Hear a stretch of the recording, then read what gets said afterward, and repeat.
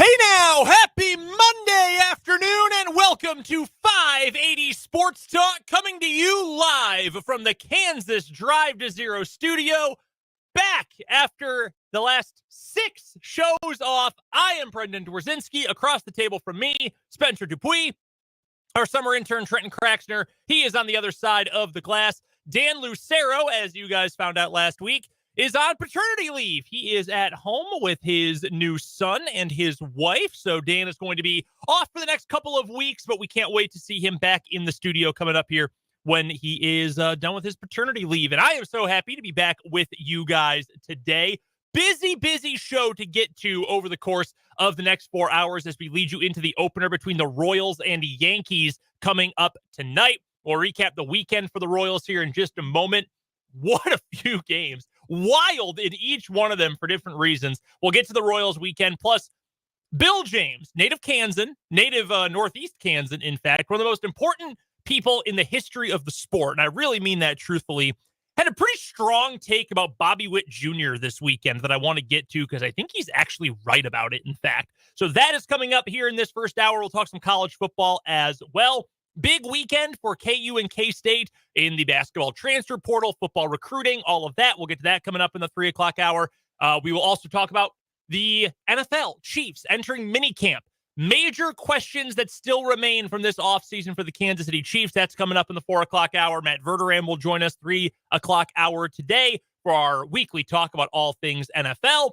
Got our 580 Sports Talk headlines. What is wrong with you? Been a while. Gonna feel good to get back in the saddle with some What is Wrong with You today. We'll recap the weekend with the good, the bad, and the ugly. All that and much more is coming up today right here on 580 Sports Talk. You know how we want you to be involved in the show. You can hit us up on the Top City Metal Supply text line, 785-272-9429, or you can drop us a line on YouTube. 580 Sports Talk is the name of our YouTube channel. And fittingly, as we talk about YouTube, we're gonna pull Trenton up here in the YouTube stream.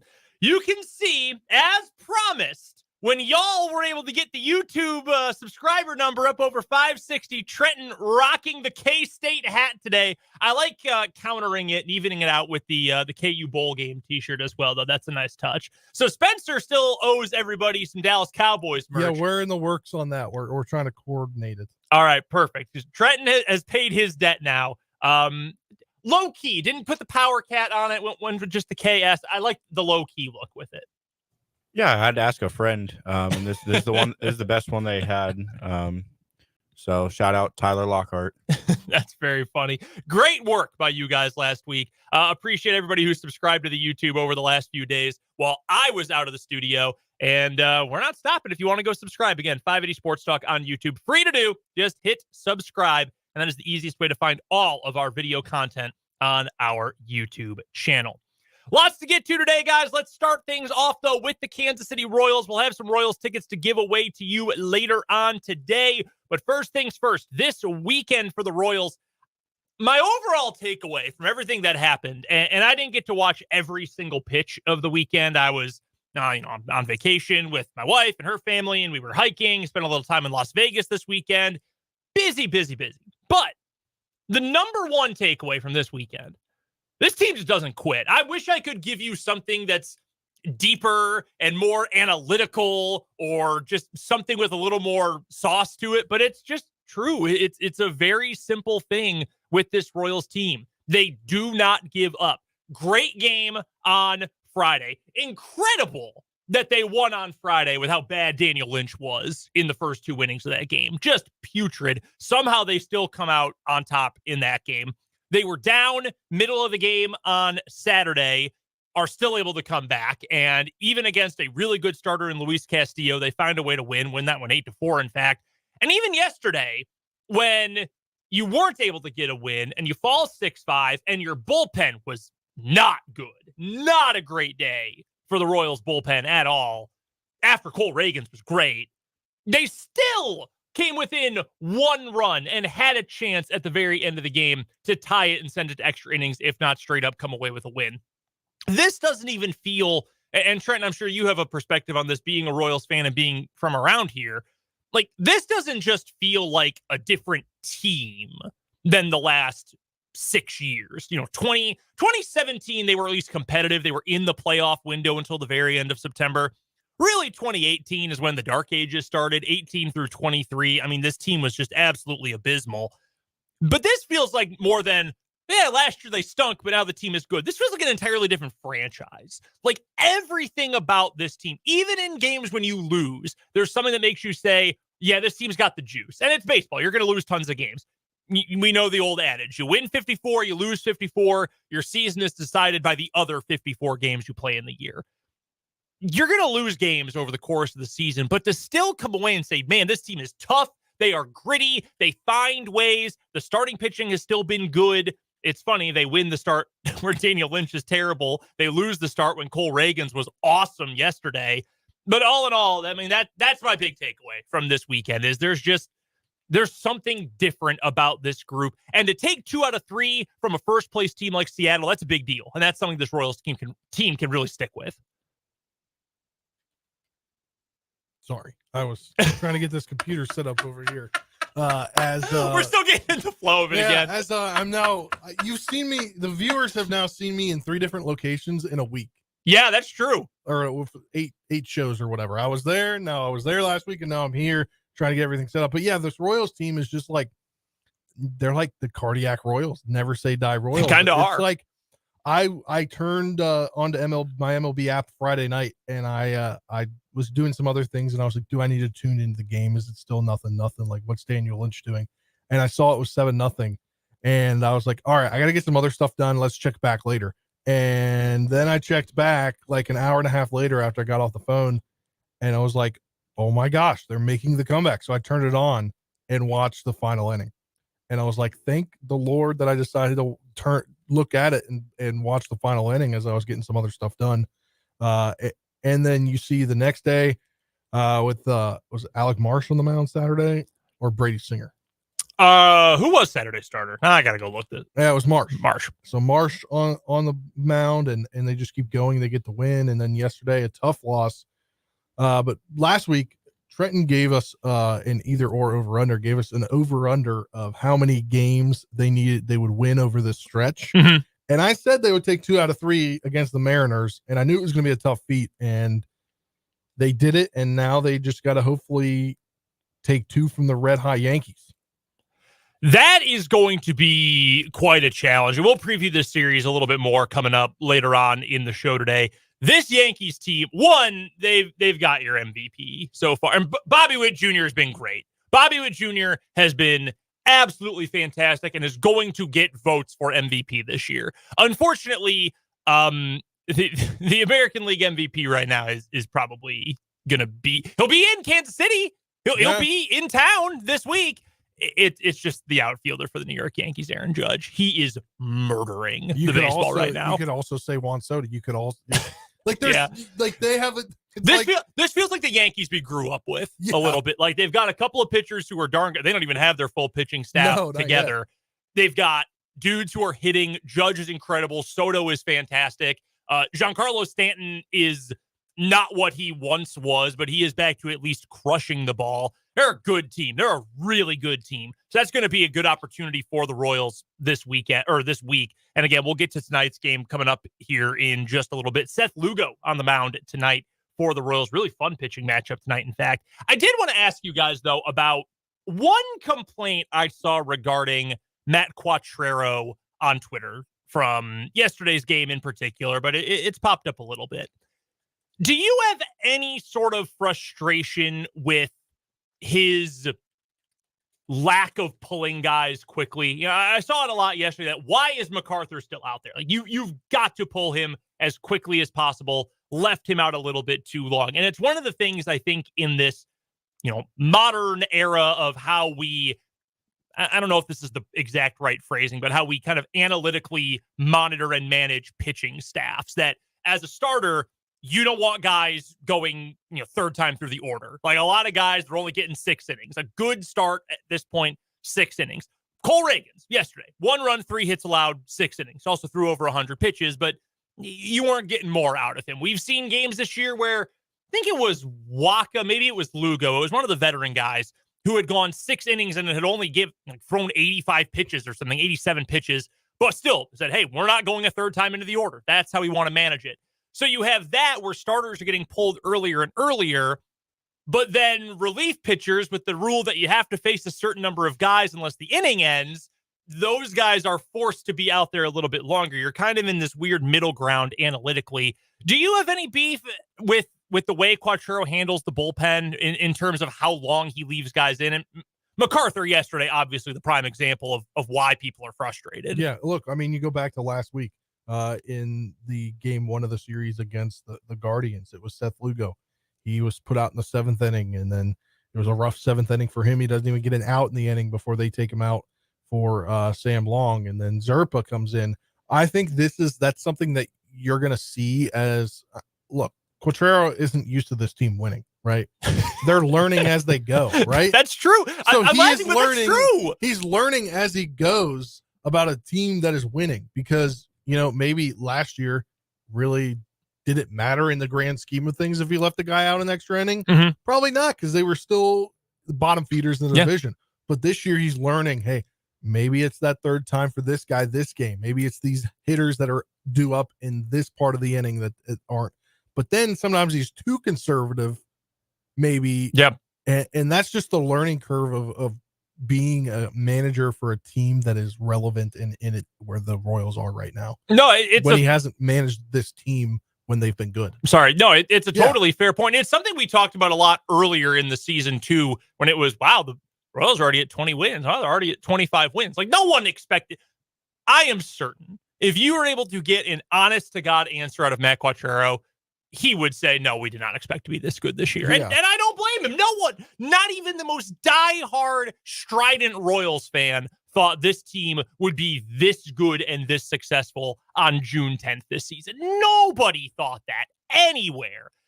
So you, again, talking about getting stuck in this middle ground, you sort of have to balance the we're still testing things out with the are we good enough to go all in? It's the same thing the Royals just over a month and a half from now are going to have to ask themselves at the trade deadline. Are we willing to move, a guy who is not getting any run right now, or a prospect or multiple prospects or whoever, for guys who are going to help us immediately, even if it hamstrings us a little bit long term, because we're at a point we didn't expect to be in. For what it's worth, I would try to win more now and add that talent, but we'll get to that coming up a little bit later in July. Trent, I'll pose the same question to you. Again, the different perspective is being the lifelong Royals fan here.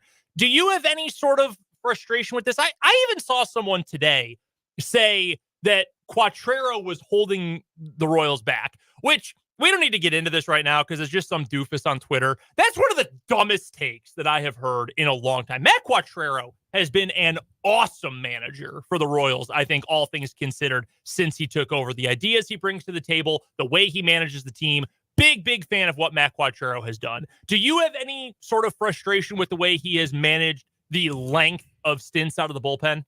Well, he has the second best odds to win AL Manager of the Year for a reason, behind vote for the Guardians. But that's crazy. That's insane. He, I think the one big bugaboo for him is he doesn't manage the bullpen well. Like yesterday, Reagan's gives you 6 innings, right? Mm-hmm. Why is Will Klein going out there for the 7th inning in a high leverage situation when Angel Zerpa hasn't pitched since Thursday? And then you bring Angel Zerpa to get the last out of the 7th. He throws 2 pitches. He doesn't go back out there. Yeah. MacArthur yesterday, they sacrificed bunt, and then he had a long at bat with JP Crawford, struck him out, but they also picked the guy off third. I think the umps missed that call. Dylan Moore comes up. He gets that check swing. I thought he went around. I thought MacArthur had to get 5 outs that inning, but he also walked Mitch Garver after giving up the single to Rodriguez on 5 pitches, and Mitch Garver's hitting 170.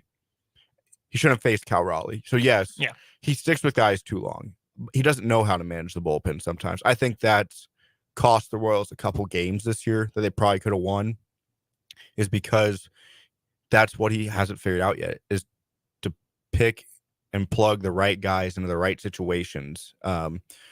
Will Klein shouldn't have pitched the 7th inning yesterday. Mm-hmm. I think he could be great, but he's not ready for the high leverage situation that was yesterday, especially when you have Angel Zerpa on 2 days rest. I don't know, maybe Zerpa's sick. He's dealing with something that they haven't disclosed, but he came in and got the last out of the inning. So why didn't he just start the inning? I think that's the one thing Quatraro does, is he doesn't know how to manage the bullpen yet, just to where they need to be. And I think it's an interesting point to bring up, too, is that come trade deadline time, assuming the Royals are still in a position to make it to the postseason, do you make a move for a veteran reliever? And could want a guy like that? And everybody needs reliever help. We talk about this at the deadline every single year. They are relief pitchers at the trade deadline in baseball are like edge rushers in the NFL. You can never have enough of them. You could have 5 starting caliber pass rushers, and any defensive coordinator or front office personnel in the NFL would say, yeah, we could use more. We could use more guys who can get after the quarterback.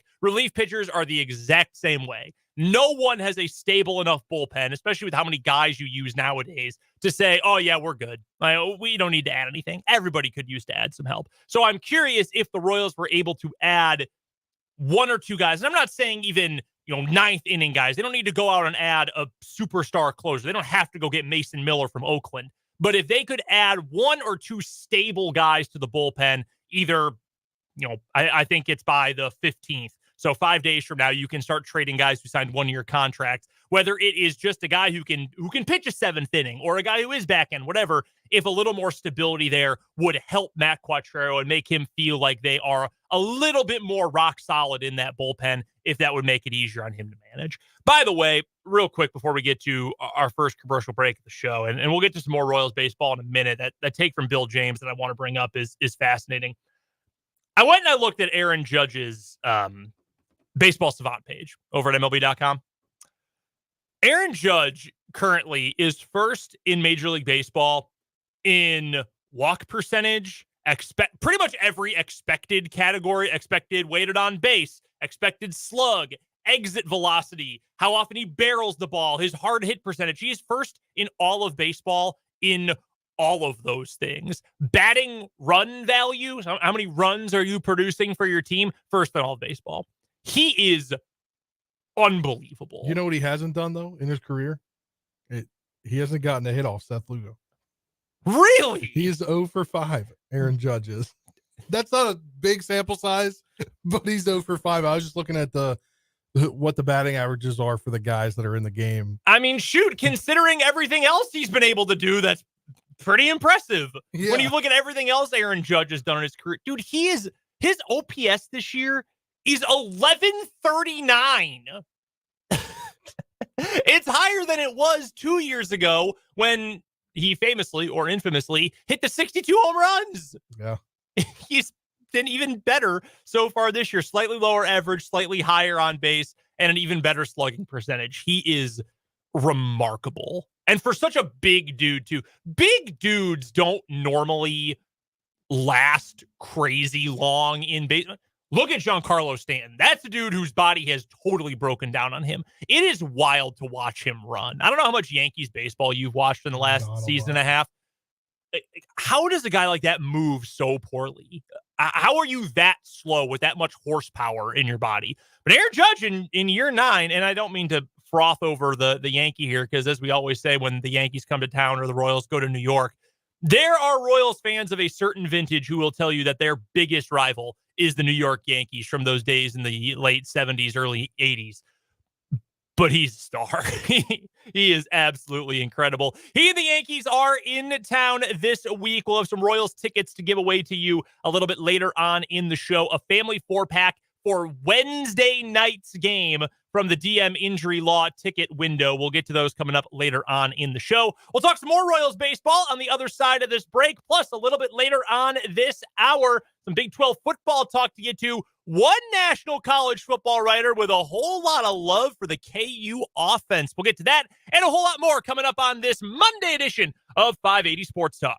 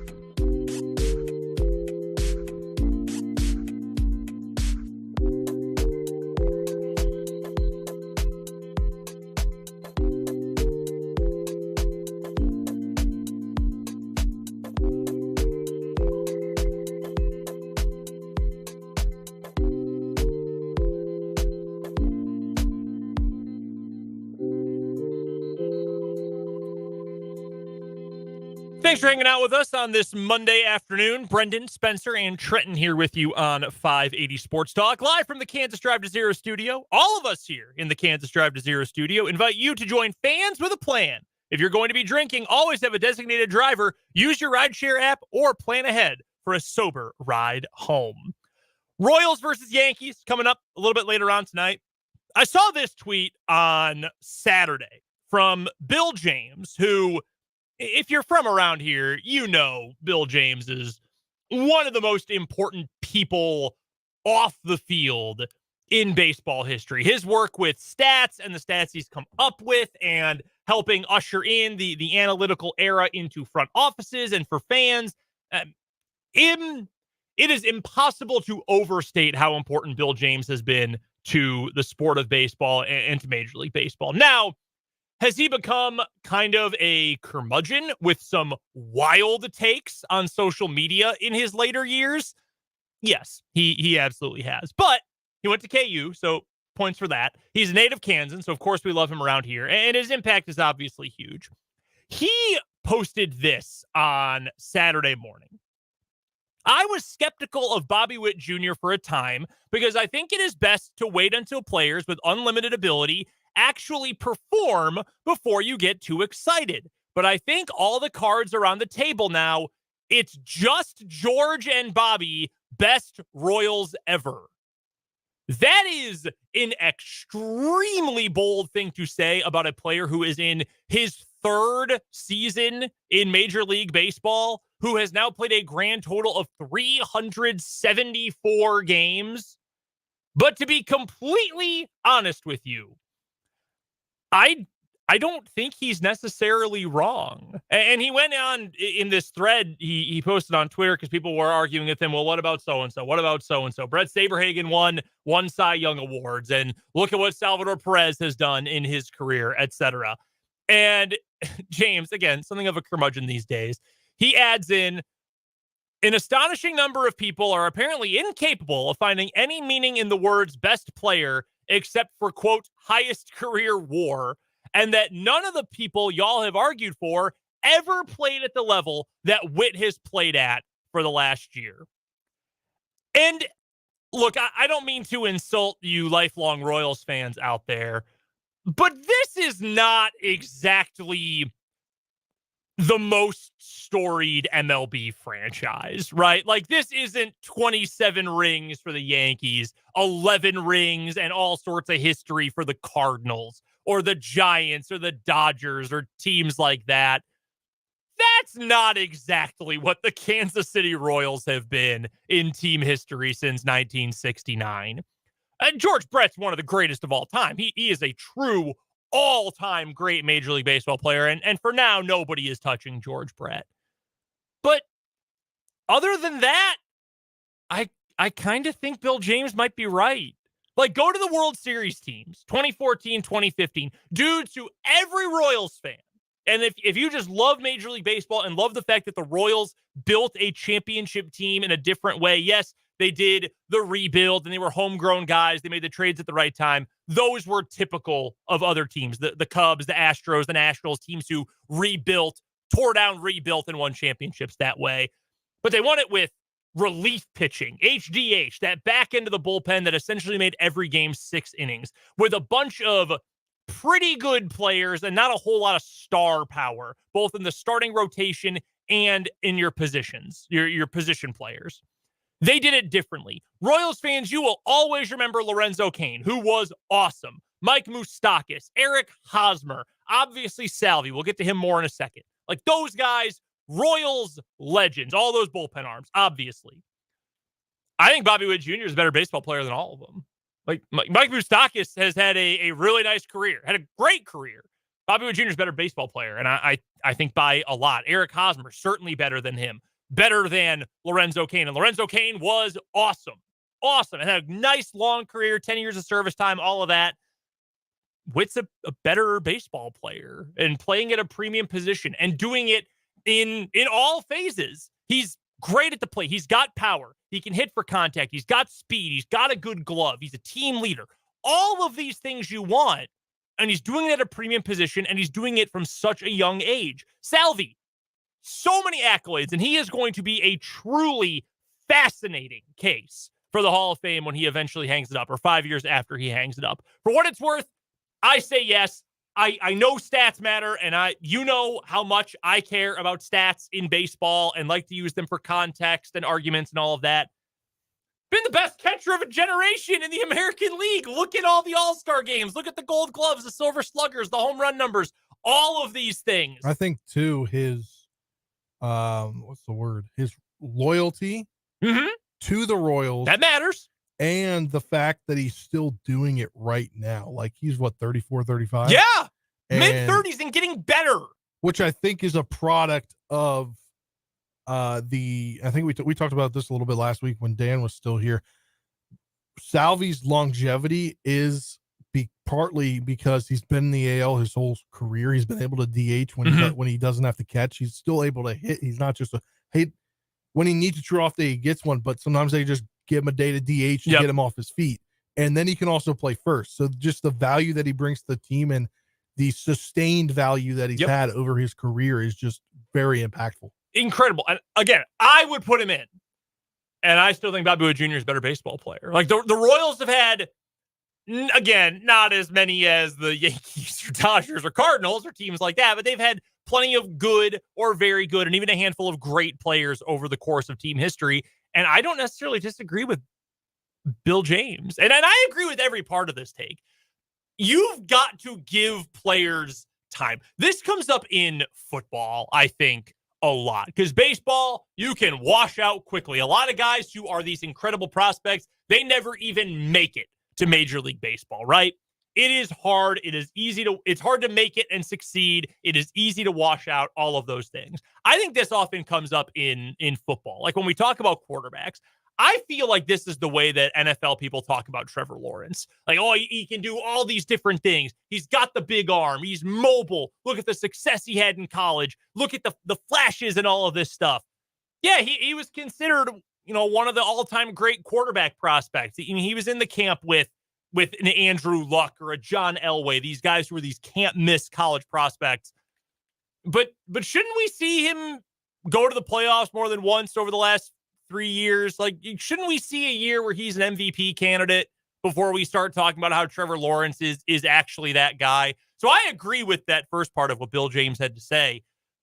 But like we've seen it from Bobby Witt Jr. We have seen the kind of player he is. He is currently 23 years old, legitimately in the thick of the American League MVP picture. And again, right now, if you were telling me pick your American League MVP, I'm going with Aaron Judge. Love Bobby Witt. I would have him starting at shortstop over Gunnar Henderson right now in the AL, in the All-Star game. I would. Like, he's this guy, and he is getting better, markedly better, year over year. And I think when you include the still active potential, the way he is playing right now, all the different tools he brings, let me phrase it this way. How many other Royals ever have you been able to say that guy is the very best at his position? He is one of the elite players, regardless of position. If you were to give me top 10 players in baseball, this Royal is in that conversation. Outside of HDH and the great stretch for Greg Holland and Kelvin Herrera and Wade Davis as bullpen arms, how many other guys in Royals history have you been able to say that about? And the answer is one. Yeah. The answer is one guy. And that's George Brett, who, again, is one of the greatest baseball players of all time. One of the best pure hitters in the history of the sport. So it might sound crazy, but Witt's in that category. Another cross-sport thing here, a football comparison. We talk about guys who move differently, right? Justin Jefferson, wide receiver, just different. You can tell as soon as he gets on the field, that dude is just different. I was watching Randy Moss highlights the other day. I think it was NFL Throwback posted some. That dude, just different. Both Vikings, funny enough. Bobby Witt Jr. is different.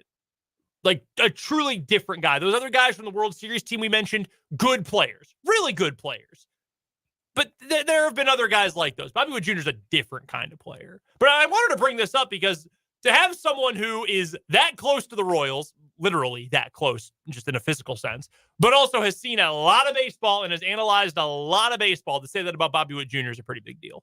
It really is. And he's still so young in his career. He's 23. He was born in 2000. Yeah, he's younger than me, which is crazy to think about. But also, when you look at, I think this year there were so many expectations following the contract extension that he got. Mm-hmm. And so far, he's lived up to them and exceeded them in a little bit of a ways. I mean, I don't think throughout the whole season, I think it's going to be hard to keep that over 300 batting average, but I think he'll be, if not right around it, not a below 280 by the end of the season. Like he is pacing for fewer home runs than he hit last year by quite a sizable amount. And he's still got a 60 points higher slugging percentage this year than he did a year ago. He is getting better and better seemingly every single game. He's got all the tools. Remarkable. And if you're getting a compliment like that from a guy as smart and as influential as Bill James, that's a pretty big deal for Robbie Wood Jr.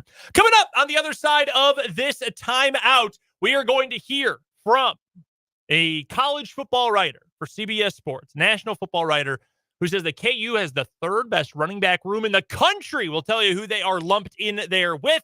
We'll also get some other notes from around the Big 12 and college football. All of us here in the Kansas Drive to Zero studio invite you to join Fans with a Plan. If you're going to be drinking, always have a designated driver, use your rideshare app, or plan ahead for a sober ride home. Back in just a moment after this on 580 Sports Talk.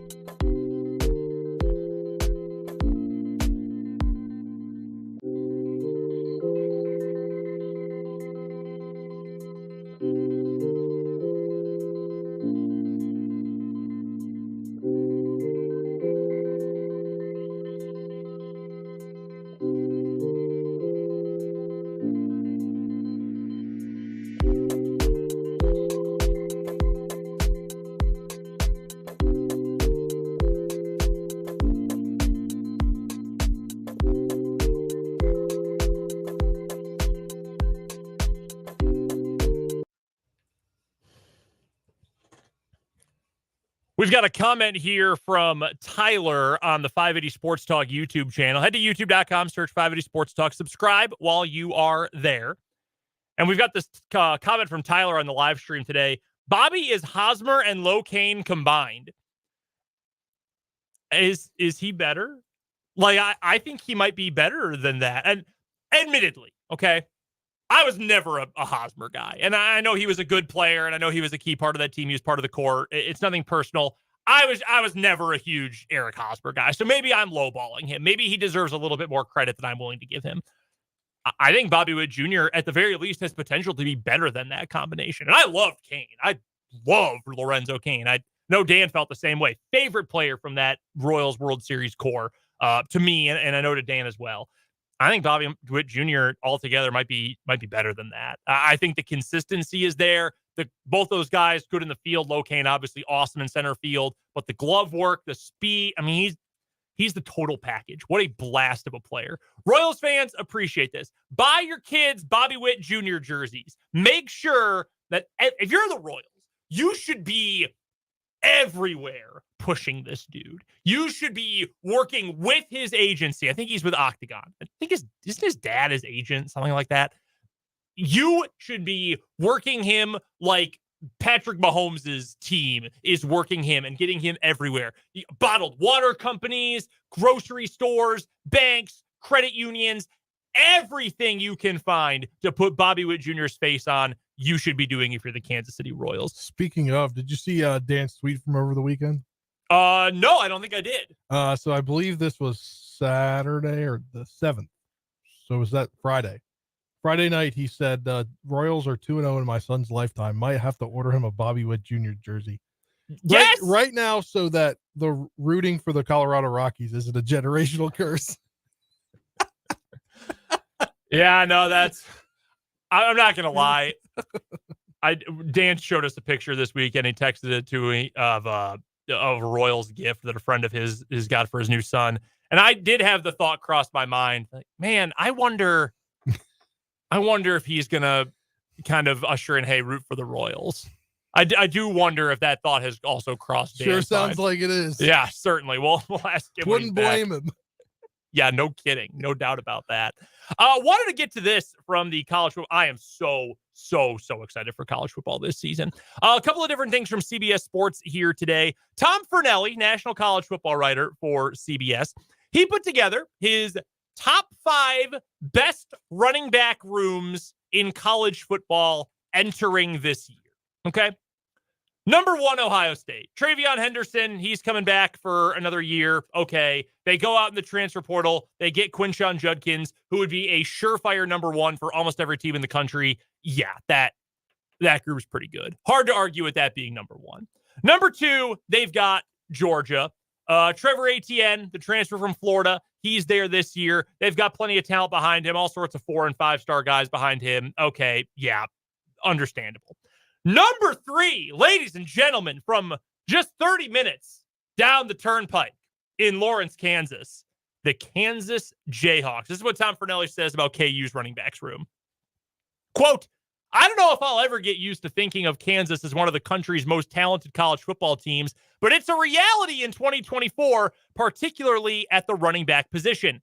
Devin Neal was one of the best backs in the country last season, even if he's not a household name. He's been one of the most productive backs in the country over the last 2 years, rushing for over 2,300 yards and 25 touchdowns. He's also a valuable weapon in the pass game, 53 receptions, 457 yards, 3 more scores. Daniel Hishaw was a solid number 2 behind him with over 600 yards and 8 touchdowns. He's back too. Both are terrors in the open field. Their combination of size and agility make them a serious pain in the you-know-what to tackle.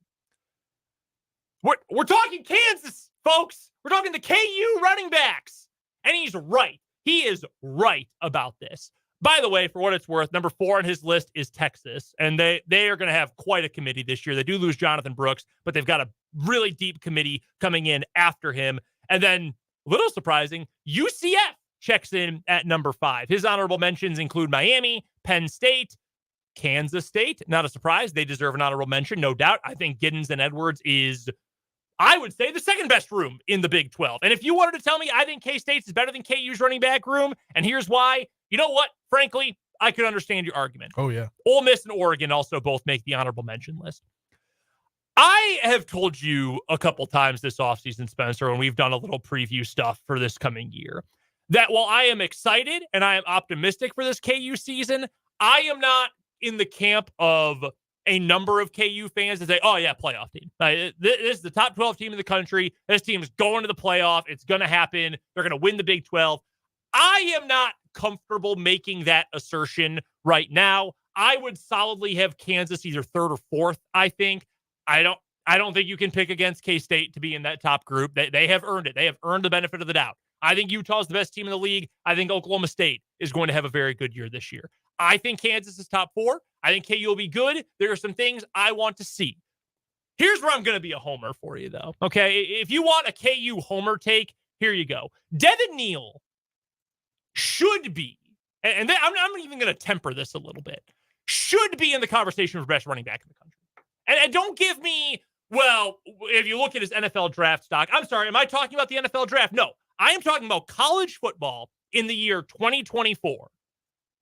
Devin Neal, at the bare minimum, deserves to be in the conversation for best running back in the country. Yeah, I would agree with you there. And I think that what you're talking about different things.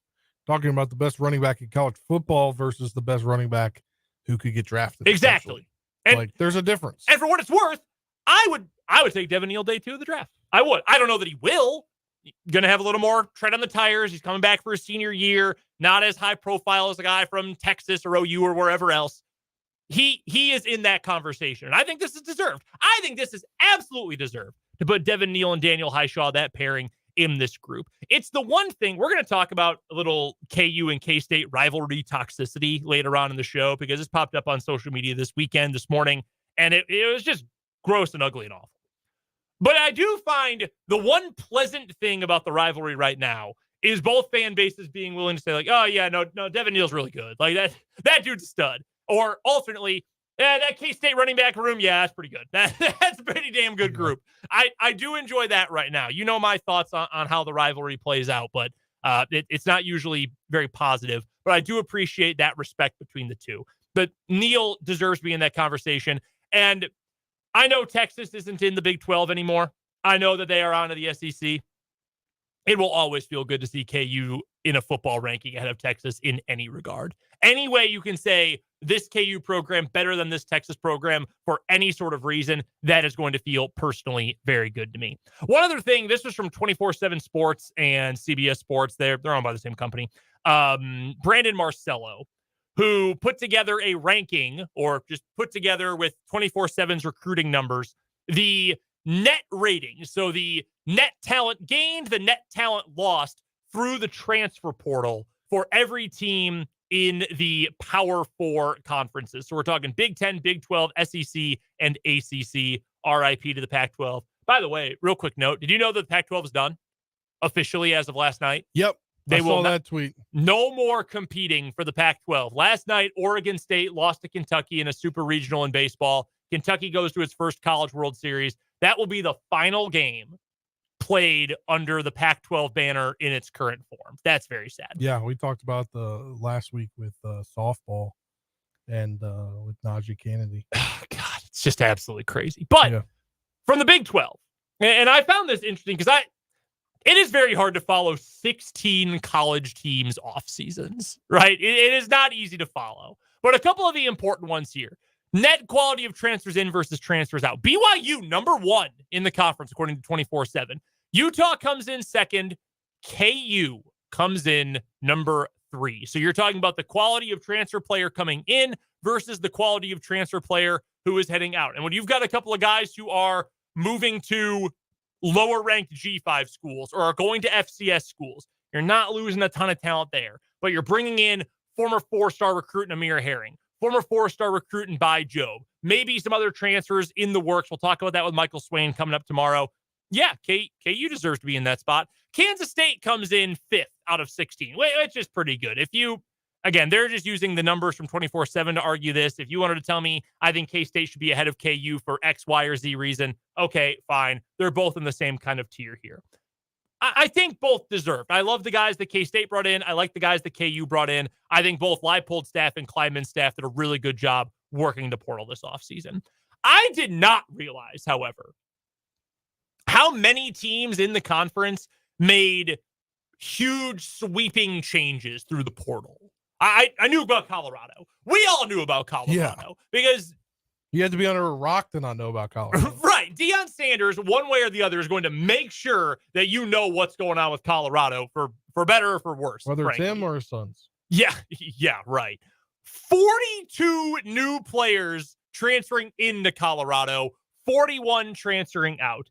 By the way, 85 scholarship players. So damn near half of their roster new transfers this year. That is outrageous. I did not realize Arizona State had 29 transfers in and out this year. I knew they had a bunch of movement. I did not realize it was 29. By the way, they ranked 12th out of 16 in this ranking. Houston's lost a bunch of players. That one makes a little bit more sense. New head coach, kind of a reset year for the program. I understand that. TCU, 24 new players in, 19 players transferring out. All things considered, when you average out all of their rankings, they are dead last in the Big 12 in terms of transfer portal ranking. That, to me, may be the most interesting team in the league. Interesting just in kind of a morbid curiosity sense. I have no idea what to make of them. Quarterback situation, still got to get that figured out. Obviously, Sonny Dykes is a good coach. We know how impressive they were 2 seasons ago when they made it to the college football playoff, won a game in the college football playoff. And I know, Georgia beat them 1,000,000-0. Yeah, whatever. They still made it to the championship game. That's a big deal. You can't take that away from them. So they're a team that I'm fascinated to watch unfold and take the field this year. The other team that I didn't realize had as much turnover as they did, Cincinnati. 25 transfers in, 33 out. Wow. 24/7 loves what they did, though. Their recruiting numbers have Cincinnati 4th best transfer portal net ranking of anyone in the league. I am still going to guess that Cincinnati will not be very good because I think Cincinnati has the worst coach in the conference. I think I would take every single other coach in the Big 12, even Coach Prime. Yeah, I would take Coach Prime over Scott Satterfield. I would take every single other head coach in this conference over Scott Satterfield. And there are guys who I'm not totally sold on. I'm still not completely sold on Neil Brown. I know you're a little close to that situation, Spencer, since you used to cover sports in West Virginia. Yeah, I would say not a lot of people are. I remember it was a big deal. Oh, he got a contract extension. He got a 1-year extension. That's not That was like functionally an extension. that That's was more functionally of, another like tryout year. Yeah, the AD. It was the new AD coming in. Like, yeah, I'll test you out for another year. Yeah, it was like you didn't do enough for me to fire you, but you didn't give me enough to give you a long-term extension. Right, exactly. So I would take him even over Scott Satterfield. I was unaware of a lot of these numbers, though, and it makes me happy, and I would be happy if I was either a KU or a K-State fan. The fewest transfers out for any program this year. Number 1, Oklahoma State. Only lost 11 players to the portal. KU would be second with 13. K-State 4th fewest with 17 transfers out. And bringing guys in, obviously important. You've got to work the portal to either add superstar talent or to at least add depth, which I know is a lot of what KU had to do with its portal moves. K-State, especially in the front 7, had to add some depth there as well this year. But to not lose many players, when you see teams losing 41, 29, 33 players, these huge chunks of your roster to the portal, to be able to avoid that, that's a really big deal for both of those programs. It's also staggering to me real quick is just the teams that have let a few less guys out or less in, more out. Mm-hmm. Like, are you going with younger guys? Like, is your roster just going to be that young? More high schoolers. Like, that's what it's got to be. We're coming back to talk more KU and K-State as we lead off the 3 o'clock hour of 580 Sports Talk live from the Kansas Drive to Zero studio.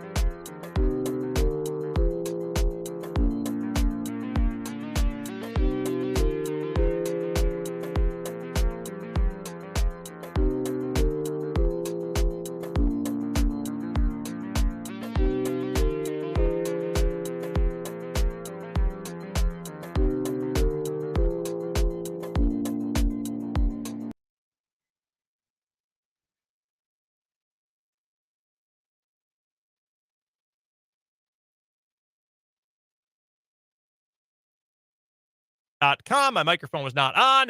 It's Monday afternoon. I've been gone for over a week. I had my headphones in and I was like, wait, what? I'm not hearing two. I'm hearing one. I gave you the whole intro. I gave you the hey now. I'm throwing it all together, and I didn't even have the microphone on. Unbelievable. I'm rusty from his vacation. Yeah, no kidding. I'm Brendan Dworzinski. That's Spencer Dupuis. Trenton Craxner on the other side of the glass. Dan Lucero out this week and next. He is on paternity leave. All things going well at Lucero Manor. I think it's Lucero Manor 7 now. He always has named his homes.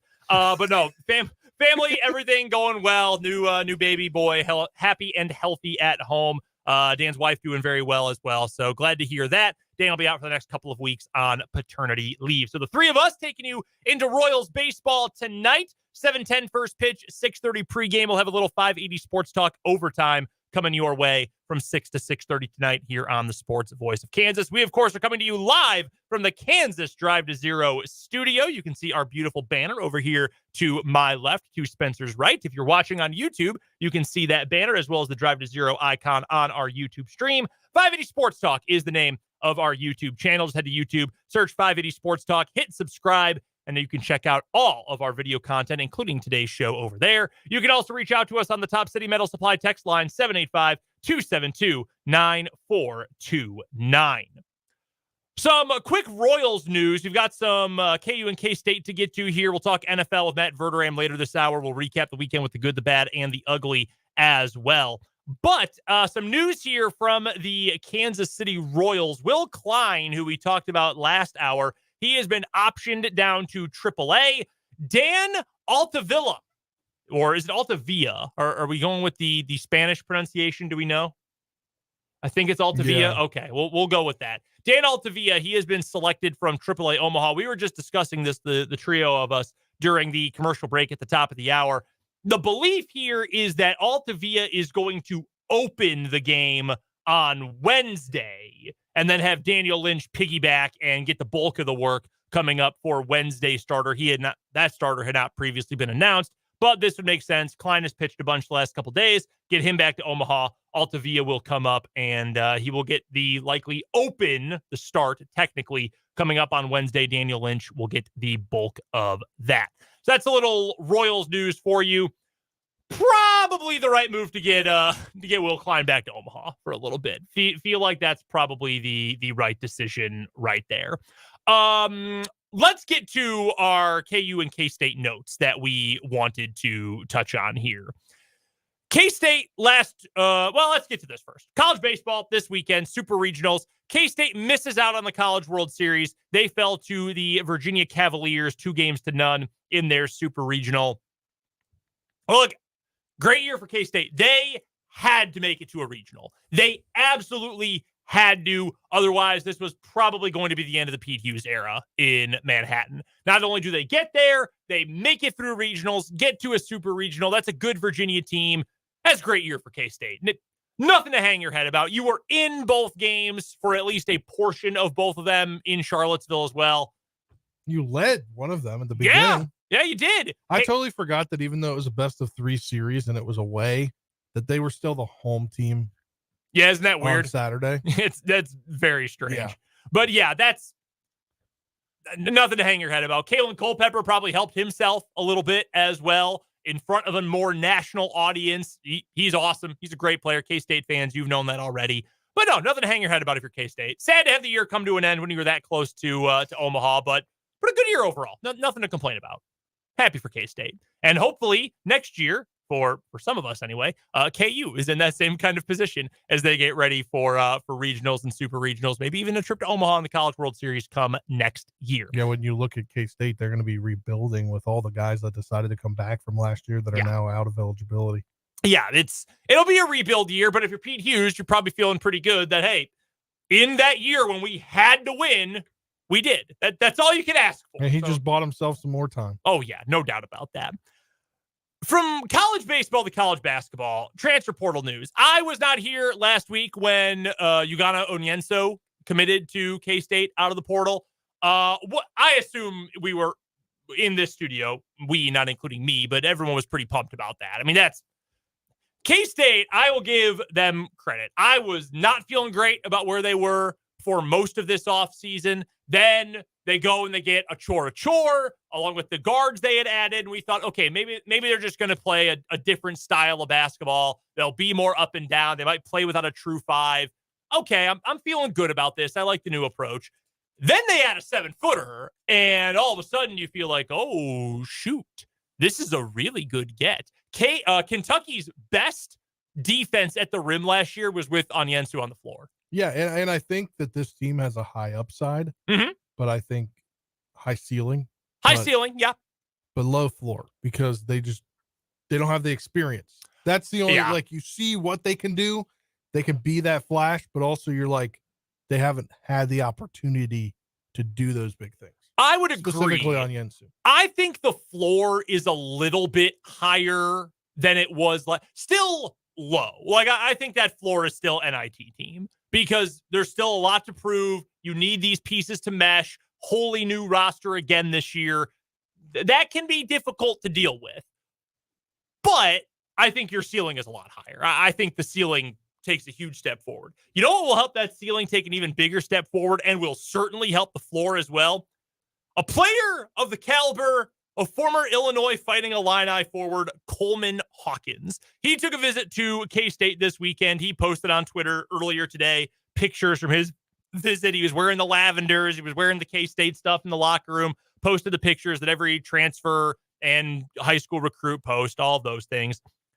He has been tied into K-State. Originally, it appeared that the top three contenders to land Coleman Hawkins were K-State, Louisville, and SMU. Then he scrapped the Louisville visit. So they're out of the running. Then it turns out he's going to take a visit to LSU as well. According to reporting from Isaac Trotter over at 24/7 Sports, K-State has been connected to a lot of different dudes in the portal. A lot of different ones, including Arthur Kaluma, but the reporting from 24/7 indicates if he's going anywhere, it actually is more likely to be going to Memphis as opposed to staying at K-State, which I think is interesting, probably makes sense for all parties involved. Fitz kind of said that last week, but he said,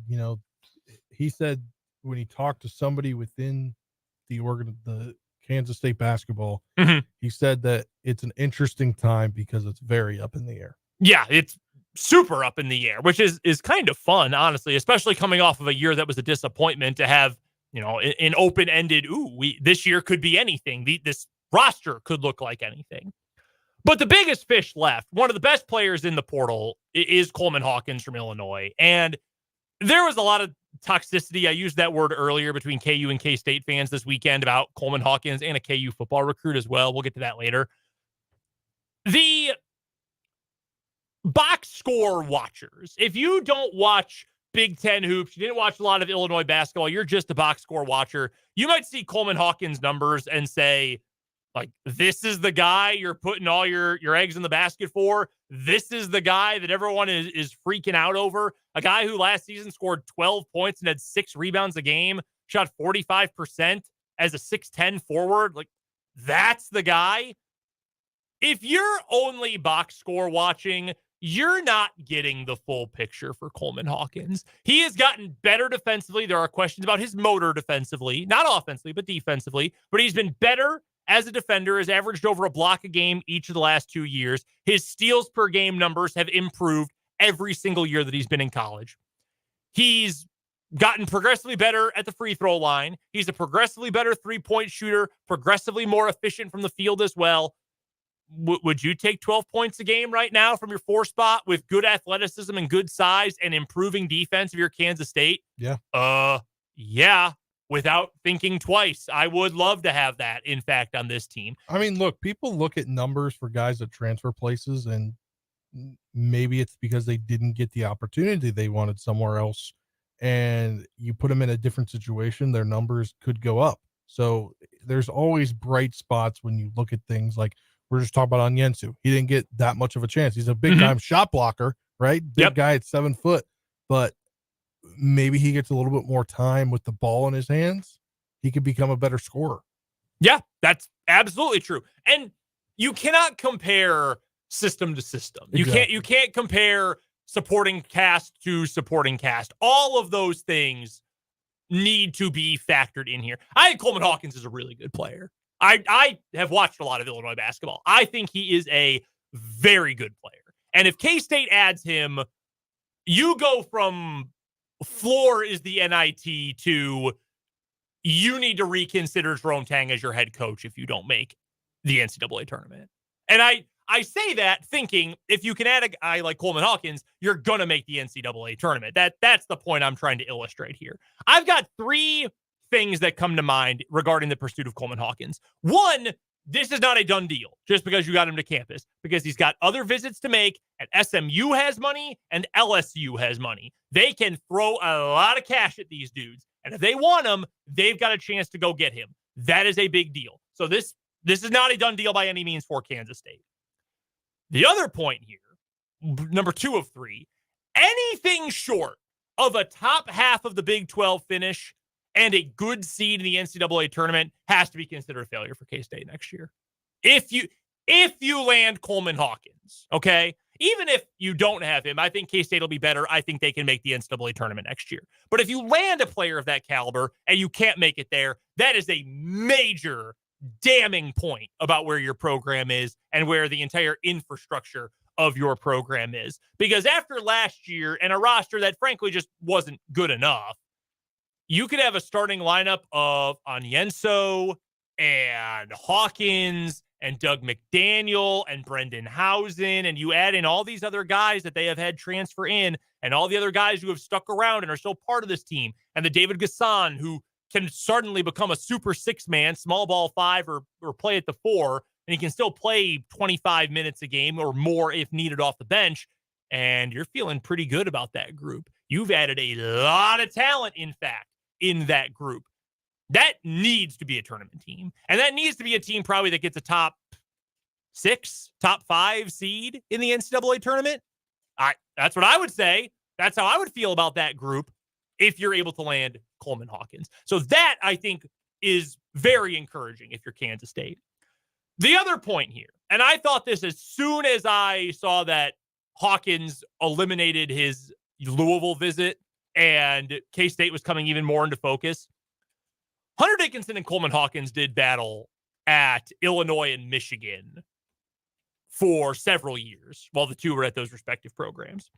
And these are 2 guys that love to talk and they love to get the Twitter fingers going, right? If we got 2 more games of Coleman Hawkins versus Hunter Dickinson, the level of toxicity between KU and K-State for basketball would hit levels that I cannot remember it hitting. Seriously. The level of spite and anger and feistiness between the two, and between those 2 in particular, could hit levels that we are frankly not used to seeing, even in recent years when KU has won a national championship and K-State has had its best run in quite some time. That would be must-see television if you could get those 2 on the floor against each other again. And I'm rooting for that. I'm rooting for a good K-State team. I'm rooting to get a guy like Coleman Hawkins in the mix. Hawkins versus Dickinson, must-see stuff if it ends up happening. Do you feel like K-State's the favorite here? Again, 24/7, this report from last week after the Onyenso transfer still connected K-State to a ton of different players who are out there in the portal. Hawkins is the best one of them. I feel like they've got as good of a shot as anyone. I feel like they should have a better shot than either SMU or LSU. Yeah, and I think maybe that that rivalry, the Twitter beat, not beef, the Twitter beat, kind of is. Yeah, what they got into on Twitter the other day with Hunter telling them, hey, the best school in Kansas is like an hour 45 down the road or whatever. Like, that was great. I want to see those games. And I think that might be something that pushes him to choose Kansas State on top of whatever he's been given in his pitch to come there. I hope it happens. I hope he ends up in Manhattan, because K-State basketball will be a whole lot of fun, and it's going to make that rivalry feel pretty good. I keep using the word toxicity, which is a very popular social media word these days. I think it's Pat McAfee who uses that word all the time on his show to talk about his guys. KU landed a recruit this weekend from Johnson County, Juju Marks. He is the number 2 ranked offensive lineman in the state in the 2025 recruiting class, according to 24/7. Number 6 overall player. has been at St. Thomas Aquinas, but now he is transferring to Olathe South for his final year. Apparently, based on what I have heard, he is interested in graduating early and being able to enroll at his eventual college during the spring semester. And that's easier to do from a public school versus a private school. That's why he's making the transition to Olathe South. Good player, crazy athlete, has great wingspan, great size, great athleticism. Are there certainly some flaws? Sure. There are very few perfect prospects out there. So KU lands him. That looks like it's more than likely probably going to be KU's best in-state recruit for the 2025 class. Probably going to be a small class for KU. Okay, great. There were fans of other fan bases, and it's not just Kansas State. There are a lot of Missouri fans, too, who took to social media, which has good, which has bad elements, and were just trashing the kid for reasons that I'm still not entirely sure of. I get, questions about motor or questions about, oh, well, all these other schools backed off. My favorite thing that comes up in recruiting rivalry stuff, oh, well, yeah, we had an offer for him, but it wasn't a committable offer. Shut up. Brother, you've got absolutely no idea if Chris Kleiman or Connor Riley or whoever else gave a committable offer. You don't know. Joe Fan has no idea if it's a committable offer or not. But, man, I saw people on Twitter giving this kid hell for this commitment and saying the nastiest things I've ever seen. And let's be completely fair. This is not just about, I'm not trying to just pick on K-State fans or Missouri fans for that matter. Actually, I am picking on Missouri fans. But this happens going the other direction too. I could give you right now, the entire year's worth of KU and K-State banter. I could do it right now. KU lands a recruit. K-State fans in football, K-State fans will tell you, oh, well, he didn't have any real committable offers. He was actually a bottom of the barrel guy. K-State basketball lands some sort of prospect either through the portal or in terms of high school recruits. I think David Castillo comes to mind. Oh, well, he's not actually as good as his star rating indicates. Go watch the AAU film. Okay? There you go. There's your recruiting banter for the whole year. Oh, and then both sides will just keep saying rent-free over and over. I hate it. I hate this rivalry is so boring to me. And this is such a clear example of it. Why are you bashing a kid? Why are you bashing a high schooler, a recruit? It's such a deranged state of mind to me. You don't like KU? Fine. You don't like K-State? Fine. Whatever. Don't bash a kid. Give me a break.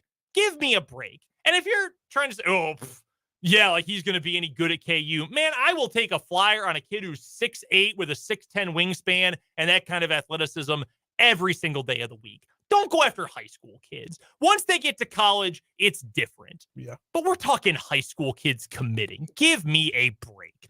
Coming up next, we will get to the good, the bad, and the ugly from this weekend, and an especially long weekend for yours truly. Then Matt Verderame of Sports Illustrated will join us to talk all things NFL later on this hour here on 580 Sports Talk.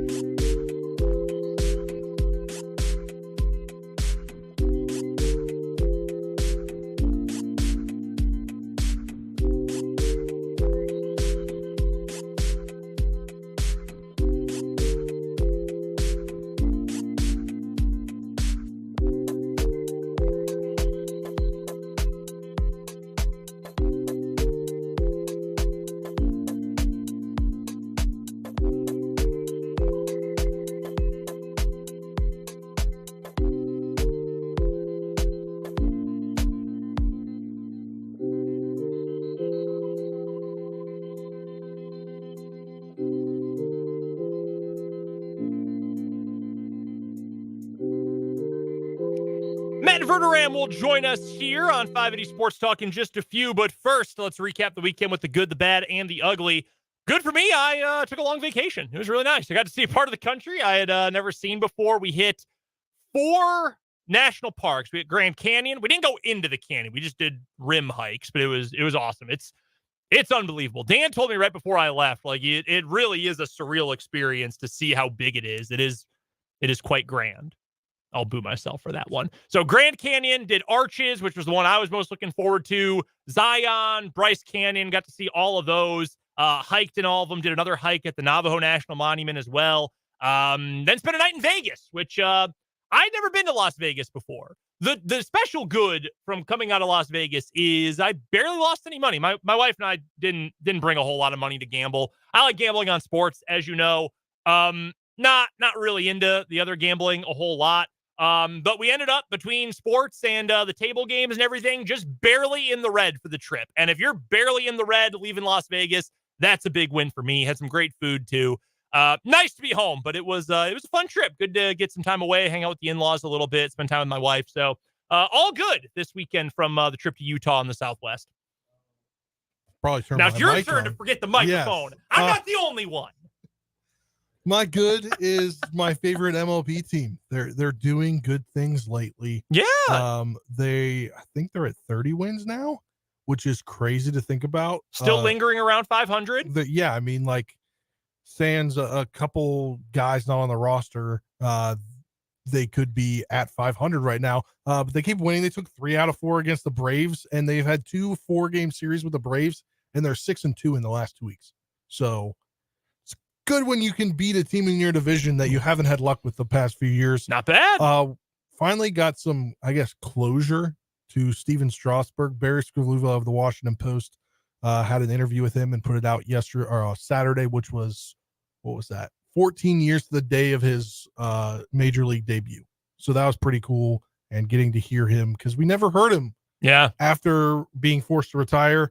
And then the Nationals are using an off day to skip the start of Patrick Corbin. Love that. Great news. And their rotation right now is pitching very well, and one of their pitchers might be coming back from the disabled list, and maybe that means they DFA Patrick Corbin or throw him to the bullpen. Here is the bad thing about not starting Patrick Corbin. You're missing out on a lot of money. If you had bet the run line for the Nats opponents in the last 5 starts for Patrick Corbin, so run line in baseball is usually 1.5, right? Yeah. You would be 5-0. The last 5 Patrick Corbin starts, they've lost by 2, 10, 4, 6, and 8. You would be just raking in money. In fact, every game if you bet the run line against the Nats in every single game Patrick Corbin has started this year, you would be a whopping 9-4. You'd be well in the black if you only bet that. Unlike his ERA or his record. But yeah. You know what his ERA is this year? It's in the 6s, right? 6.15. Yep. But they're going to get back Josiah Gray here in a couple weeks. So maybe that means fully into the bullpen or DFA'd. So that was my good. It's a lot of good national news. Got some closure on Steven Strasburg. My bad is what we just talked about last segment. Don't go after high school kids. The whole don't tweet at recruits thing. People make it a joke. It's so true, man. They're high schoolers. And especially if you're going to be nasty, come on, stop it. I don't care who you're a fan of. Don't do that crap. It's awful. My bad is I like to dabble now as I'm getting older in the bourbon game. Okay. And our I think that's the oldest thing you've ever said. It's a big thing now. But our friends at Fleming Place Wine and Spirits, they do an allocation lottery. Mm-hmm. And I missed it the first time when I had gone there, actually, when my girlfriend was in town, and they're like, yeah, we just had it last weekend. And I was like, oh, dang, wish I would have known that. Mm-hmm. So now I hit the first one over the weekend, and I was like 50th out of 70. So not great. Missed the one that I wanted to get, but did get a good one though. That's pretty funny. Yeah. My ugly, we're going to get to this a little bit later in the show as well. And Vance mentions this on YouTube as well. And it's not just one player versus one player. Caitlin Clark is a really good basketball player. She's very young. She had an incredible college career, one of the best college careers of all time, NCAA's all-time leading scorer for men or women. She's going to be a really good player in the WNBA, a very good player. I'm certain of that. She doesn't make the team for the Women's Olympics, Team USA for 2024. I'm fine with her not making the team. Like, if you think other players are better suited right now, she's going to be on the bench, whatever, fine. That's fine.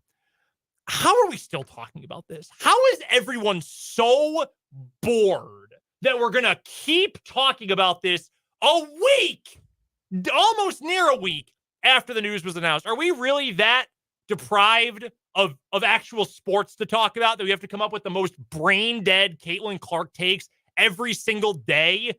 She's interesting, guys, but she's not that interesting. Goodness gracious. Please stop with the Caitlin Clark stuff. That's my ugly for the weekend. My ugly is I-470. So, Brendan, I don't know if you've ventured that far onto I-470 in the last week. Coming back, I flew out of Wichita to get to Las Vegas. So I coming home late on Saturday night. I drove 470, but there was no one out. So it was wide open for me. Well, did you see a lot of reflecting yellow cones on the side of the road? I did see that. So they are paving it, which thank you. Yes. Especially at the overpass right by Lewis Toyota. Thank you. Well, I was running some errands last night, and we are morning sportscast, so I decided to come in and record them here while I was running errands in this local area. And when I left, I was like, all right, well, it's like 7:30. So they're probably done, right? They're probably done for the night because they were working all day from what I'd been hearing and seeing on Facebook. So I was like, they're going to be done. When I drove by, they had the exit at 470 right there, right by Lewis Toyota closed. And I was like, all right, they're going to get through that and then be done for the day. So I get off at Gage Boulevard. And that was closed, but they didn't have a thing that said next exit closed, or I would have gotten off by Lewis Toyota. So I kept driving. And then you get to that little loop where you go down to Burlingame, but you can also go 75 south. Yeah. I've never gotten off at that exit. I've only gotten off at the last free exit before the tolls and then gone on to the turnpike. So I had no clue where to go. There was no like secondary detour besides one that just said detour this way. So I went down 75 south and I was like, how in the world do I need to get home? Because I live on if you're going on 470 to the right on Gage. So I was like, all right, well, I better go south because that's where I live at comparatively to everything. So I'm going through and then I'm like, where in the world am I? So finally I pick up Burlingame again. And then it tells me to go left on like 46th or 45th Street. And all of a sudden I see a golf club there. Didn't know that was there, like a golf course community. And I'm home and I'm like, what in the world? Could they have not have just put a sign that said next day they're closed and I would have gotten off at Lewis Toyota? Spin zone. It's good because now you've seen more of town. That's true. That is spin zone in a way, but also the ugly is just all the road work. Yeah, it's brutal. It is brutal. Coming up next, Matt Verderame is going to join us here on 580 Sports Talk live from the Kansas Drive to Zero studio.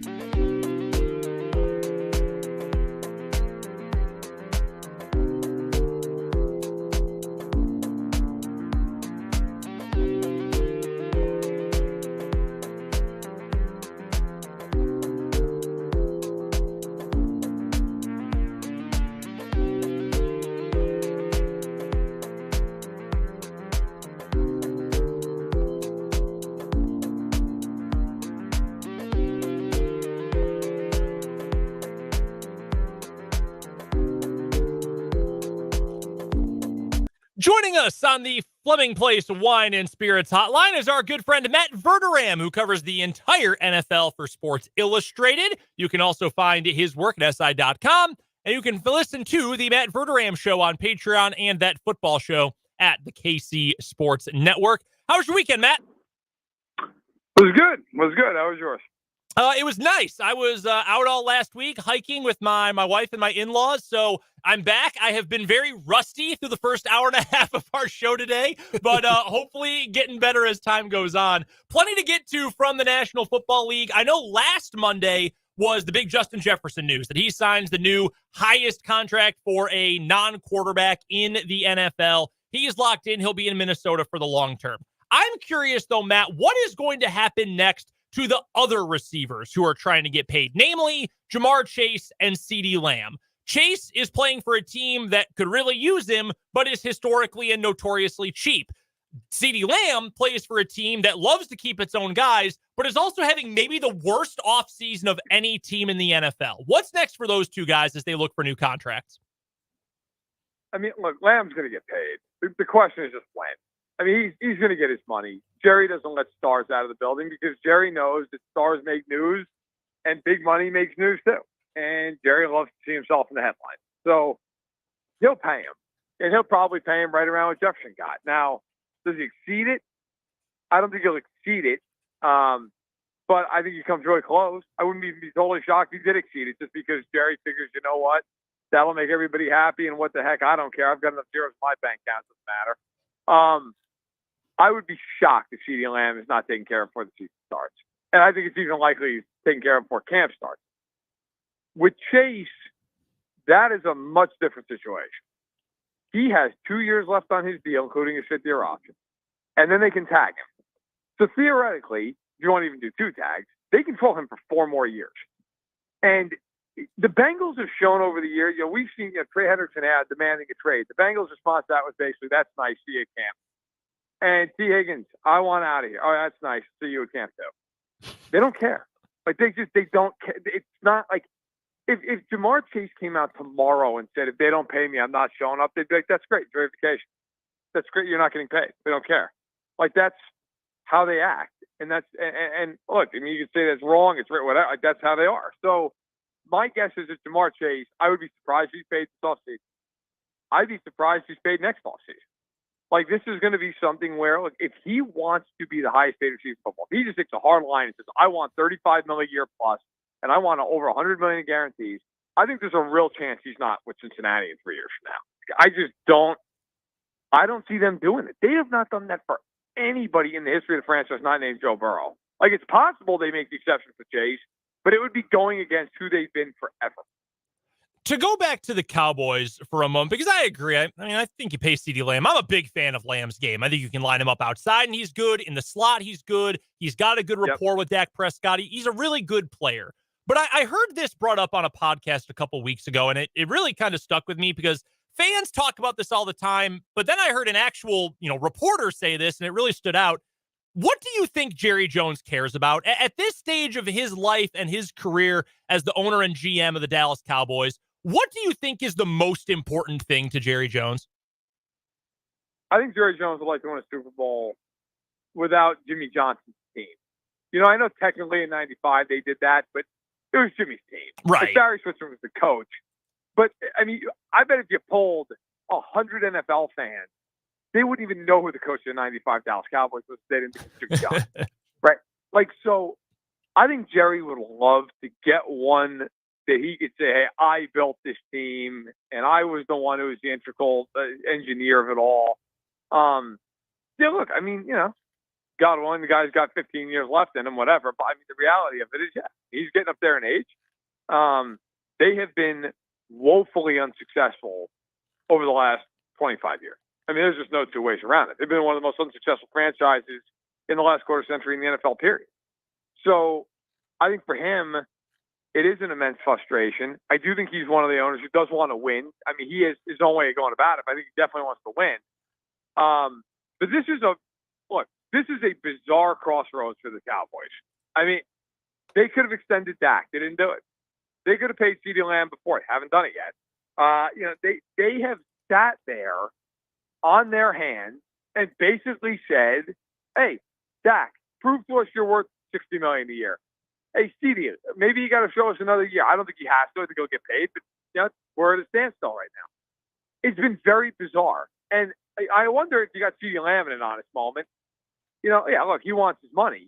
Is there some trepidation of like, well, who the heck's going to be my quarterback next year?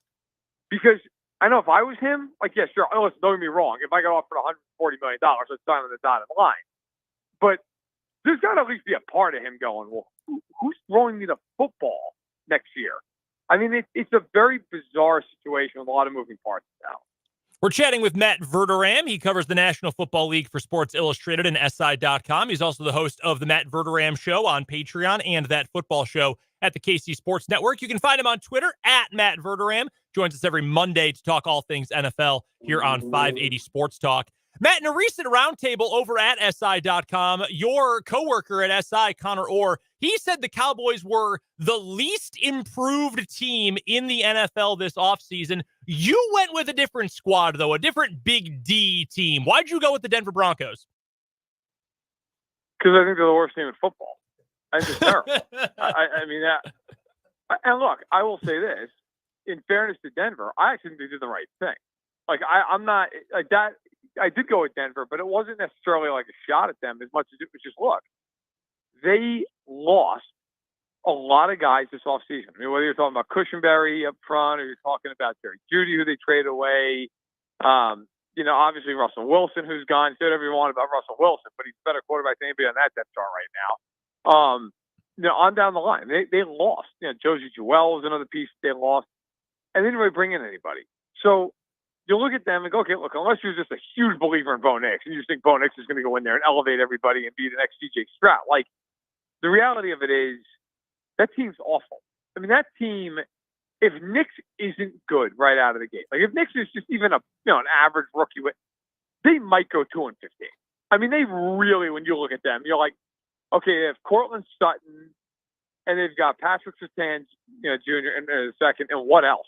I mean, what else is on that team? That team's atrocious. So I look at Denver and I think if Nix isn't good, there's a world where they're 0-5, 1-6, whatever the case may be at the trade deadline, and they are selling everybody off. I mean, that was a fire sale like we thought they were going to have last year. And then they had this weird little run where they actually played pretty good football. Then they fell off again, and they kept everybody. Like, I think if that happens again this time, I think it'll be full-blown, all sales are final, give us your best offer. What would it take to get Peyton on the hot seat? Sean Payton. The fact that George Payton still has a job is mind-numbing because I don't know.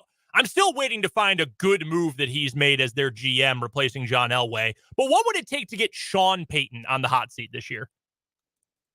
I don't think it's possible.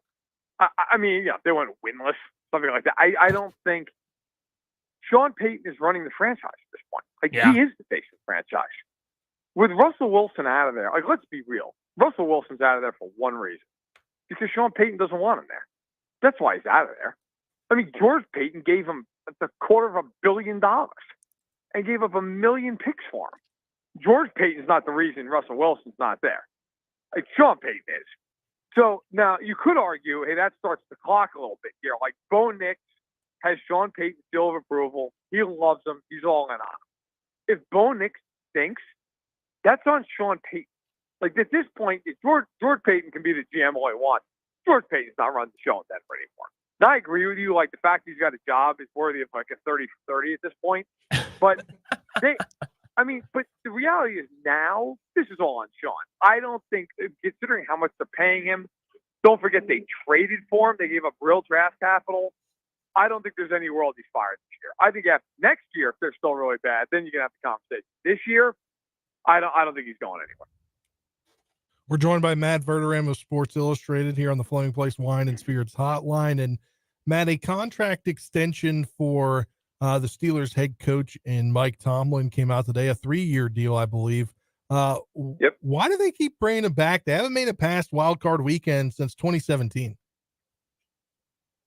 Because they're making the playoffs with guys named Mason Rudolph and the corpse of Ben Roethlisberger. I mean, to be fair to him, that team has been incredibly consistent in terms of being at least competitive with Duck Hodges and Kenny Pickett. And I mean, just the, again, Roethlisberger way, way, way beyond his useful years. And Mason Rudolph last year. I mean, that team made the playoffs with Mason Rudolph at quarterback. That's impossible. He should have been put in the Hall of Fame that night for that. So I think, Tomlin, I always try to look at it through this prism. If the Steelers fired Mike Tomlin at the end of the season, how many teams would try to hire Mike Tomlin? 20? Probably.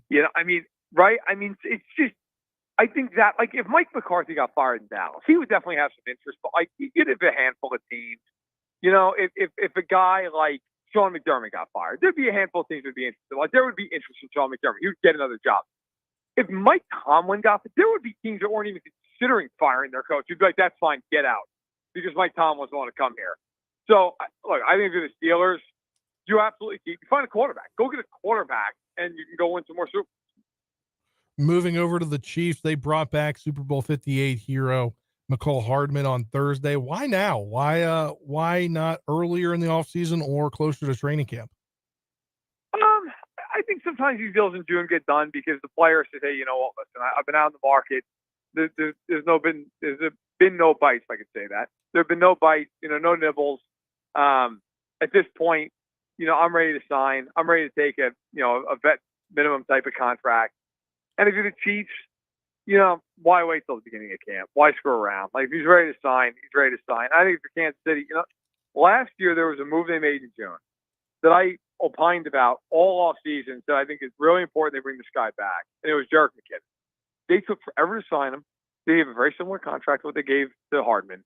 And it was one of those things that I think you looked at it and you went, hey, like, he's good for pass blocking. He's good on third down. He's good in the red zone. He's good situationally. I feel the same way about McCole Hardman. McCole Hardman is not a ceiling raiser, but he's a floor raiser. And if Rasheed Rice is out for a period of time this year, you know what? Like, McCole Hardman's had 600-plus yards in your offense. And he's young, and he's still fast, and he knows the team, and he knows the concepts, and he's a great guy in the locker room. Like, you're the Chiefs. He's a great guy to have as a depth receiver. You don't want him as your number 2. But if McCole Hardman's your number 4, your number 5 receiver on it, that's great. That's fine. Like, he's a return option. You can do some specialized things with him. Like, to me, he's valuable. He's more valuable on the Chiefs than he is anywhere else because of how much he knows about the offense and how much, a relationship he has with Mahomes. I think if you're the Chiefs, to me, that was a no-brainer. $1.1 million, it's fine. Take them all day on that. Matt, as we get ready for mandatory minicamp for the Chiefs, which begins tomorrow and runs through Thursday, what's your biggest remaining question for Kansas City that hasn't been answered this offseason? I think it's the one that's obvious. Who's the left tackle? Mm-hmm. Obviously they brought in Kingsley Su'Amate to compete with Wanya Morris. Donovan Smith he's still out there as a free agent, so they want to go that route again if they're not feeling confident. But that one's really the big one. I mean, when you look at the Chiefs, I was actually joking with Nate Taylor about this from the Athletic the other day. For Chiefs beat writers like Nate, obviously every day you're there and you've got to write something. You're trying to find a storyline and an angle, and that's the job. And for me, as a national guy, I get to go do a training camp tour, and I'm fortunate enough I get to kind of bounce around, see different teams, talk to people. And, it's funny, even when you go to really good teams, like when you go to really good, teams that should be in the divisional round and beyond, you go to their camp, there's 2, 3, 4 battles that really matter. There's questions. You go to Kansas City, and it's like, okay, the left tackle, that's the big one. Then after that, it's like, hey, who's wide receiver 5? Who's cornerback 4? I remember joking about it with people in the media tent last year. It's just ridiculous. Like, the biggest question the Chiefs have is if Justin Ross is going to make the team. I mean, I had come from, Cincinnati and Cleveland, and they're like real question marks. You go to Kansas City, it's like, yeah, that's nice. Like, who's the 51st guy in the roster? I think left tackle is really the only thing. Beyond that, they're so loaded. I mean, sure, you could talk about linebacker depth. You could talk about who's going to be the third corner in the team. You could talk about, how the bottom half of the receiving core shakes up. But it's just, it's not even first world problems. It's like the top 1% problems. How fired up were you the other day, Matt, when the times and dates for the preseason schedule were announced? I couldn't contain myself. I had to go outside. Really broke down right there on the patio. Thank God for that. Now I know I can set my watch so I can get really excited and watch one possession of a preseason football game and turn it off immediately. That one Trevor Lawrence throw is going to hit like crack, though. I mean, you just know, like every year, everybody's, Hall of Fame game. And you turn it on, you're like, nope, I'm good. Good night. Like that. I mean, that's, and I know, like, if people are probably, this is their job. Yeah, well, you know what? It's my job, and I love it, but it's terrible. And when I have to sit there and watch preseason football, I'm sorry. It is what it is. Matt Verderame covers the NFL for Sports Illustrated and SI.com. He is also the host of the Matt Verderame Show podcast and that football show podcast over at the KC Sports Network. The former is on Patreon. You can find him on Twitter at Matt Verderame. He joins us every Monday at this time to talk all things NFL. As always, Matt, we appreciate the time. Thanks so much, man. You got it. Take care. That's Matt Verderame from SI.com. Awesome stuff, as always, from Matt. We've got a pair of Royals tickets to give away, courtesy of our good friends at DM Injury Law. They will take us to the Royals ticket window. If you or a loved one been in a car wreck, contact DM Injury Law today and get the money you deserve. Car wreck? Remember, Mike's got this. These are tickets for Wednesday, 7:10 first pitch, Wednesday night at the K, Royals versus Yankees. It's a family 4-pack. And we will give them away to caller number, how fitting, 4. Caller number 4 to 785-272-9429. A pair of 4 tickets a set of 4 tickets for Royals Yankees Wednesday night is coming your way. We'll find our winner during the break. We'll come back. We'll get to more Chiefs to lead off the 4 o'clock hour of 580 Sports Talk.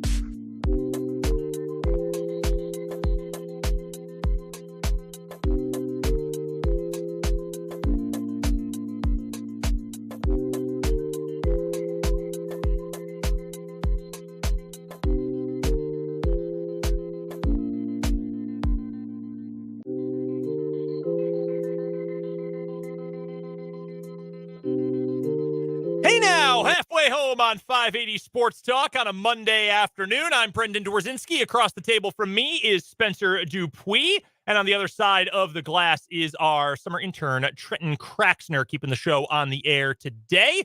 We are live from the Kansas Drive to Zero studio high up on Huntoon Hill. You can be a part of the show if you want to text us on the Top City Metal Supply text line, 785-272-9429, or you can drop us a line on YouTube. 580 Sports Talk is the name of our YouTube channel. Go subscribe if you have not already, and you can hang out with us in the live chat during the live stream today, see the back catalog of shows, all of our other videos up on YouTube. You can find them again. 580 Sports Talk is the name of the YouTube channel. Next milestone we need to get to is 580. That's right. I'm trying to think of what we want to do, what sort of challenge we want to do to get to 580 subscribers.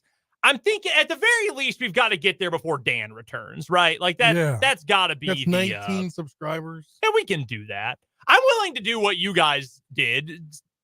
Trenton today, okay. we'll pull up Trenton's camera. Trenton's rocking the K-State hat today. Trenton, of course, goes to KU and is a Jayhawks fan. So you guys promised to wear the gear of your most hated teams if we got to 560 subscribers on YouTube. So Trenton's rocking the K-State hat today. Spencer, you said you're going to wear something Cowboys at some point. Yes, I'm trying to acquire something from 94.5 Country's Bradley J. Yeah, Bradley J, our resident Cowboys fan. Who he he's forgot got some to bring merch. something today, is what he said. So you'll get that. I'll rock some K-State stuff. Now, I don't hate K-State, but I'm wearing KU stuff today. I will happily wear some K-State stuff. Yeah, I could do Missouri. Trenton in my ear saying Missouri. Yeah. I don't know. Even that might be a bridge too far. Here's the thing. I don't think I'm a very hateful person. I just hate them so much. I hate what they stand for. I hate their colors. I hate their mascot. I hate the city they're in. I hate the campus. Kendrick Lamar talking to Drake here. I hate the way that you walk, the way that you talk, the way that you dress, the women you associate with. I can't use the words Kendrick used to do that. I hate all of it about Missouri. That would be quite a feat. I can do K-State for you, though. I can do KU's other rival. I own K-State stuff. I don't own any Vikings things either. I hate everything about them and everything they stand for, too. But we'll come up with something to get to 580 subscribers. A perfect fit for 580 AM. We'll figure that out. Also, want to give a big shout out to David, who is the winner of our Royals Family 4-pack for Wednesday night. David said he's going to take his wife and kids to the game. So how about that? Royals Yankees tonight. Those tickets for Wednesday night. We'll have another family 4-pack for the finale to give away coming up on tomorrow's show as well. So a big shout out to David. And again, those Royals tickets come to you from the DM Injury Law ticket window. Have you or a loved one been in a car wreck? Contact DM Injury Law today and get the money you deserve. Car wreck? Remember, Mike's got this. Big shout out to DM Injury Law for helping us out with those Royals tickets today and throughout the season. We'll talk some Chiefs football here in just a moment. We'll get to what is wrong with you a little bit later on this hour. And it's been a bad few days for the professional take artists. We're going to get to Caitlin Clark, Danny Hurley, and some other bad national takes coming up here a little bit later on this hour. Plus your texts to the Top City Metal Supply text line, 785-272-9429, and your comments on the YouTube stream as well. Barbara joining us on YouTube today says she was disappointed for the Bat Cats. Saw their season come to an end this weekend. They fought hard. I give that team a lot of credit. I know the final score on Saturday was kind of lopsided, but they were in it to the very end. They had a good chance in the first game of the Super Regional as well. Came up a little bit short, but as we talked about earlier, nothing to hang your head about if you're K-State baseball and the season they had this year. I also wanted to make sure we got to a little Kansas City Chiefs here in this hour. I asked this question to Matt Verderame when we had him on last hour. Is the biggest remaining question, because we still have training camp to get to, mandatory minicamp begins tomorrow. It runs through Thursday. Hopefully we'll have some Chiefs audio to get to. We'll talk to Jordan Foote tomorrow from Arrowhead Report at SI.com. He's going to join us to talk all things Chiefs. We'll talk a little Royals with Jordan as well. But is the biggest question left just left tackle? Like, is there anything else when you think lingering off-season questions that pops out other than who wins that left tackle battle? I think something not very many people are talking about, but it could potentially run into something. We talked to Matt Derrick about this on Friday's show, is the available wide receivers they currently have to run through the rest of OTAs that they had on Friday and minicamp this upcoming week, which could have been a reason why they brought in McCole Hardman when they did, because Xavier Worthy hasn't practiced since like rookie minicamp. Kadarius Toney's not out there. Hollywood Brown hasn't been out there. So I'm slightly worried about that, but in a way, it's actually a good thing because that means your depth guys are getting a lot of turns in being able to be on the top and catching passes from Mahomes. So the Hardman thing, it's a beauty is the eye in the eye of the beholder kind of thing for me, because you can either spin it positively and like Matt Verderame said that, hey, not a whole lot of market for him. He knows the system. He's got something of a relationship with Patrick Mahomes and the offense, and clearly Andy Reid. The guys like him. He's depth. Maybe he factors into the kick return game. Fine. Well, Derek even went on as much to say that he could be a practice squad candidate because he's at that point in his career. So I thought that was interesting takeaway from that. But you saw there's pictures from open practice on Friday that he was giving some punt return, kick return pointers to Louis Rees-Zammit. So interesting. It's a positive to have him on your team when you got a guy that hasn't played football but can be a big gadget player. You know, that's a fascinating point. I obviously didn't get to listen to what Matt had to say on Friday while I was out. What was I doing Friday? I was in Las Vegas Friday. I was driving, and then I was in Las Vegas on Friday. I could see that. If you were to say that one of your, because you have two veteran spots on the practice squad that guys can use with, no matter how much time in the NFL they actually have. I could see that because you've got the 3 elevations where you bring them up if you need them and you have them on the active game day roster. And then if someone gets hurt or let's say week 7, you find out that Rashee Rice is getting suspended, you just sign him to the active roster from there. That's actually a very interesting point that Matt brought up and something that I think is worth exploring. I was also going to add the opposite side, the pessimistic side is, dude, come on. Like, you couldn't do any better. You could have added any number of guys, and the guy you ended up bringing in was McCole Hardman. Did we ever get a financial number for Hardman's contract? Have you seen one? I didn't see one, but Verderame said it was similar to whatever they brought back McKinnon with last year. I would have vet minimum. That's what I would.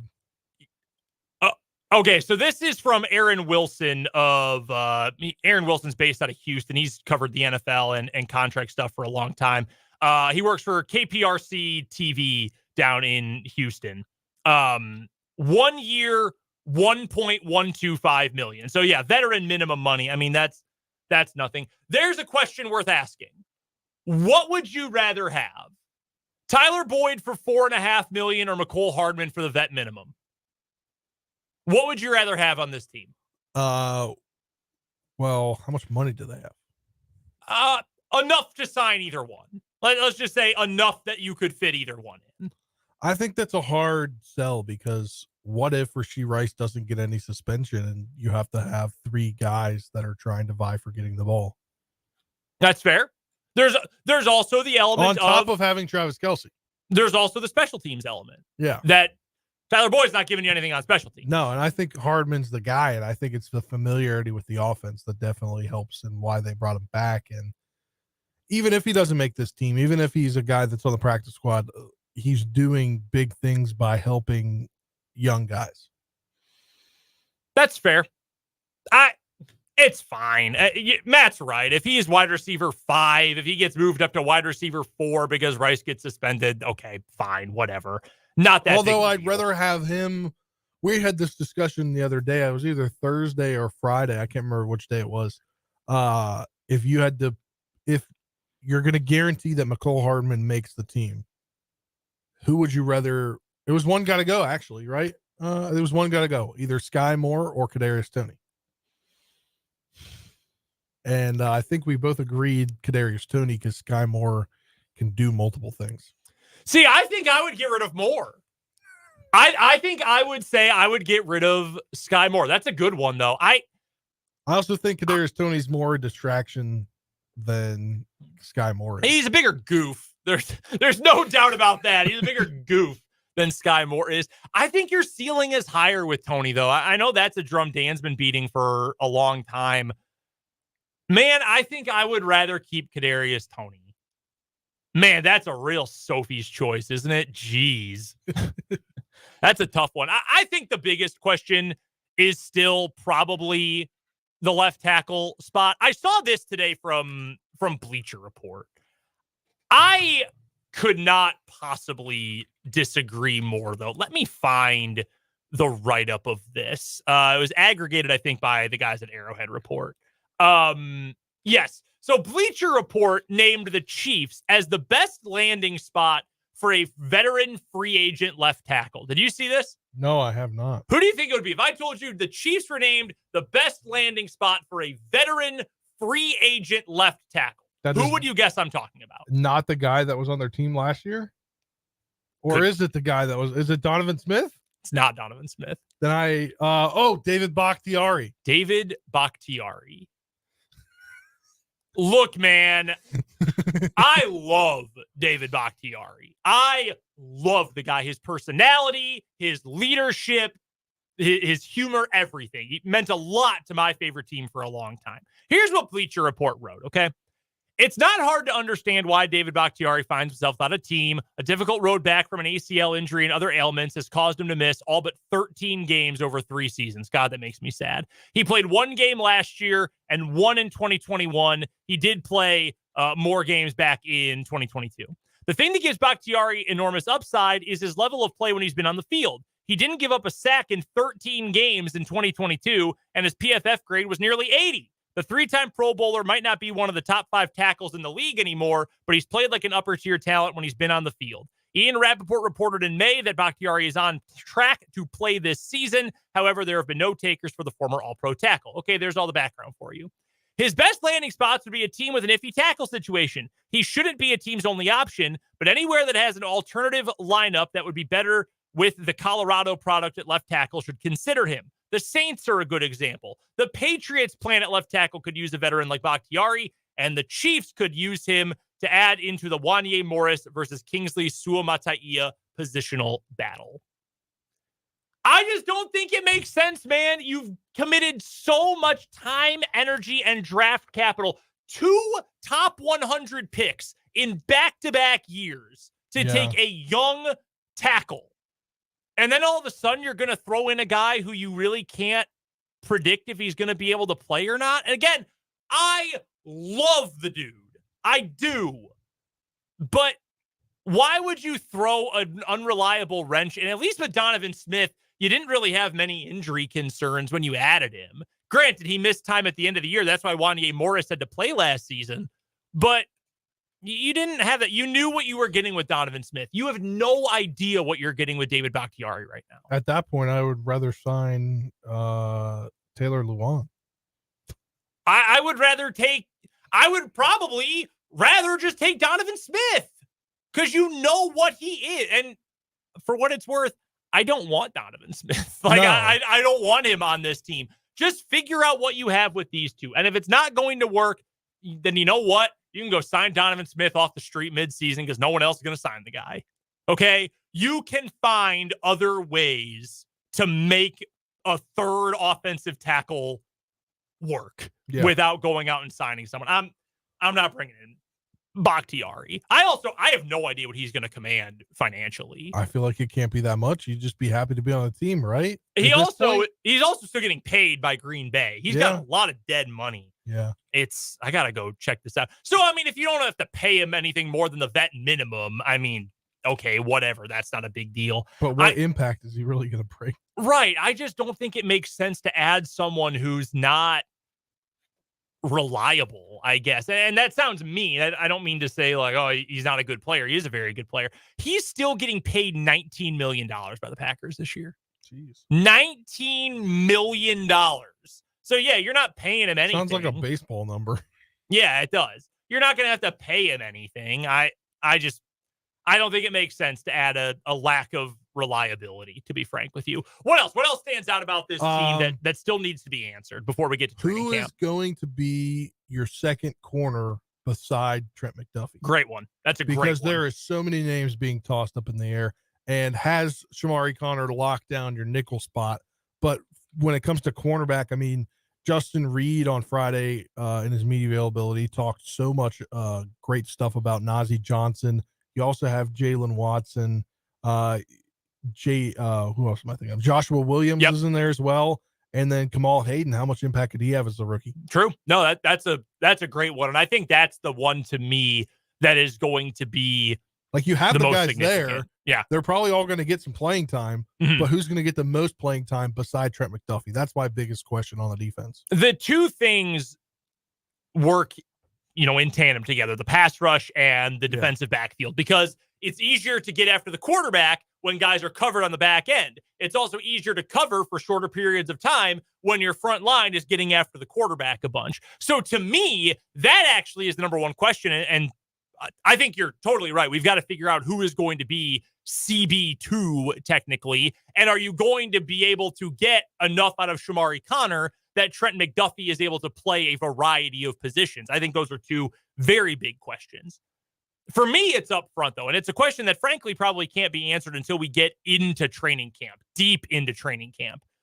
What is Felix Anudike-Uzomah? Yeah. Because you brought back Mike Dana, and that's important. And you've got George Karlaftis. That's important. I love Furious George. I think he's a really dang good player. You've got those two guys starting for you while Charles Omenihu is out. Felix is still then your third pass rusher. How much is he going to play? How much is he going to contribute? For what it's worth, and I know this isn't a perfect apples-to-apples comparison because Charles Omenihu missed the first 6 weeks of this past season due to his suspension, but Mike Dana, as your third edge rusher this past season, played 74% of your snaps. And I think, and I can pull this up here from Pro Football Reference, I wanted to see the percentage he played after Omenihu came back. So Omenihu came back in week 7. And after that, Dana still played over half the snaps every week. He was still playing close to 80% at the end of the year. So you're looking anywhere between like 60 and 80% of the snaps for Mike Dana in the back 2/3 of the year after Omenihu returned. Can you get that out of Felix? Can you get, for the first however many weeks, 6, 8, 12, maybe 17? We don't know how long the recovery is going to take for Charles Omenihu. Can you live with Felix Anudike-Uzomah playing 50 to 60% of the snaps? Is that something you can live with? If the answer is yes, okay, great. That solves an issue for this defense. Not even an issue, but just a question for this defense. If the answer is no, suddenly you've got some more questions. Suddenly you've got some more concerns, because who knows what the heck B.J. Thompson's going to be able to do for you. I don't know if you heard, but he had a seizure last week at practice. Who knows what his start of the season is going to end up looking like? I think now a lot of questions on that back end depth of the D line between Thompson's medical situation and it's Isaiah Buggs who's in trouble with the law, right? Yeah, the defensive tackle. I wonder if he's even going to make the team. He probably won't, because Fabian Lovett Sr. is going to run him off the roster. Yeah, and again, like we talked about when Buggs got in trouble, if you're Rashee Rice and you're in trouble and you're that good and make that big of an impact, yeah, they're going to work with you. If you're Isaiah Buggs and you're on a futures contract, probably not so much of a sure thing that you're going to make it on a training camp. Couple of comments here from the YouTube feed. Barbara says, Bleacher Report is a joke. Their reporters are horrible. I do agree with that. They're not normally a valuable source of information. I give them more value than I do Pro Football Talk. That's fair enough. Florio is a clown. Also, this from Paul, who says the Chiefs drafted Hunter Norzad, who's listed as a center, but he is a more versatile offensive lineman who can move around. That's right. He played all those different positions in college. If Suamataia and Morris are that bad, why not give Norzad a shot at left tackle? I doubt that he ends up getting a chance to start, but I wouldn't be surprised if he cross-trained there a little bit. I know with guys like that, you want to try to nail them on somewhere, especially if you think that he is going to be your future replacement for either Humphrey or Smith. I assume it'll be Smith in the future. But no, I think Paul's got a point. If you need someone in a pinch, maybe it ends up being him. Or, and this is not what you would want to do, you know what you could do? Bump Tooney out to left tackle. And you start Norzad at left guard. And then you would run with Tooney, Norzad, Humphrey, Smith, Taylor, left to right. Is that ideal? No. Is it possible? Absolutely. Tooney's played left tackle for you before. You could end up doing that. So the Chiefs have options there. Just another reason why you don't need to burn however much cap space or a roster spot on a guy who you can't rely on. And I wish you could. I wish I knew right now David Bakhtiari is going to play 15 games for you, and he is going to give you good production. What he gave you the last time he was healthy for the Packers, that's what he's going to be able to do for you. I wish. The Norzad question, too, gives you the point of he's the versatile guy. He's the guy that has played all three different locations, right? Mm-hmm. Yeah. How does that impact? I think he started at 4 in college. Yeah. How does that impact your depth that you have on the active roster? Like, that's a question to me. Like, where are the guys that are? So if you look at, like, I look at ourlads.com, right? All the guys in orange are all rookies, right? Uh-huh. And they're all the third stringers. And then there's 3 guys, which is Kingsley Suamataia, Norzad, and CJ Hansen. Those are the draft picks that they had. Where do you put those? Like, do you even need another guy? Like, these guys on the right that are the third team, they're going to be practice squad guys at this rate. So if you can have a guy that can do all that, and then you end up moving Tooney, you're in a really good spot. That's a chance. That draft pick has a chance to play a much bigger role than I think people give it credit for. I think that one may play a pretty significant role pretty quickly. Coming up next, we've got our first What Is Wrong With You of the week, and then we'll talk about some rough takes out there from the national folks over a whole variety of topics the last couple of days. That's all coming up here on 580 Sports Talk, live from the Kansas Drive to Zero studio.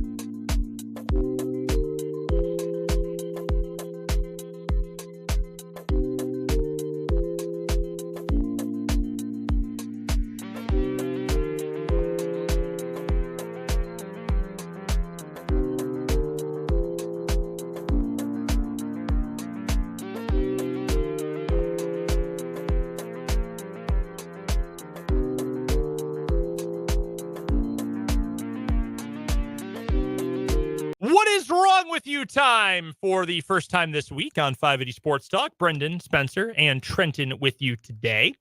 Been a while since I've had a What Is Wrong With You. Who ended up winning the month of May? Our favorite guy, the driver's license guy. Oh, good. And then we had an update to it last Monday or Tuesday, and Dan said, we're going to have to reconvene to see if he's going to be able to win, be eligible for the year and win the month anymore, because apparently he had his license back, but he didn't know, but nobody knew. And then the news came out at the end of last week that he in fact was never granted a license in the state of Michigan. So the saga continued last week, and we gave those updates on the air. You never had a license. Wow, that's tremendous. Or in any of the other 49 states. That's a good winner. I'm excited when we get to the end of this month to see who won our first week. All right, let's get to the start of this week, though, in What Is Wrong With You. Spencer, I'll have you go first. All right, we're going back to my favorite place for the last week for these stories. Good old Florida. Good old Florida man who allegedly defaced a sound barrier wall in St. Petersburg was arrested after claiming his name was Mr. Monopoly and that he was born on April 20th, 1969, according to the court documents. Court documents obtained by Fox News Digital show that Ryan Howard, 33, not 55, was arrested on Saturday and charged with resisting arrest and criminal mischief. The St. Petersburg Police Department said officers were dispatched to 54th Avenue South after receiving reports that a white man in his 20s to 40s was spray painting a concrete wall in the area. Witnesses told police that the man was wearing a white cloth around his neck and tan and white shorts. They also told police he was seen last walking on the westbound on 54th Avenue South. One of the responding officers spotted the man matching the description. When the officer approached the man, later identified as Howard, the officer saw what was in his possession he was in possession of white shorts and a black bag containing spray paint cans. The officer asked Howard his name. He did not reply. Giving it another go, the officer told Howard he was conducting a criminal investigation and required him to identify himself. After failing to comply, the officer placed Howard in the back of his police vehicle and asked him again for his name. This time, Howard allegedly told officers his name was Mr. Monopoly, aka Milburn Rich Uncle Pennybags, the mascot of the timeless board game Monopoly. Suspicions of the name and date of birth, the officer conducted a search and located a Maine driver's license of the suspect in which his name was Ryan Howard with the correct date of birth. Howard ultimately collected a go-to-jail card and was transferred to the Pinellas County Jail. Although he did not roll doubles, he was released after posting a $1,000 bond. I love that this dude just decided to go full meme and tell the cops that he was born on 4/20/69. Yep. That's great. That's like something I would have found hilarious when I was 13. That's tremendous. This dude just wanted to get arrested. Also, he looks like if Andre from the League was a redhead with a worse set of facial hair. Yeah, his mustache looks like it's too grown out.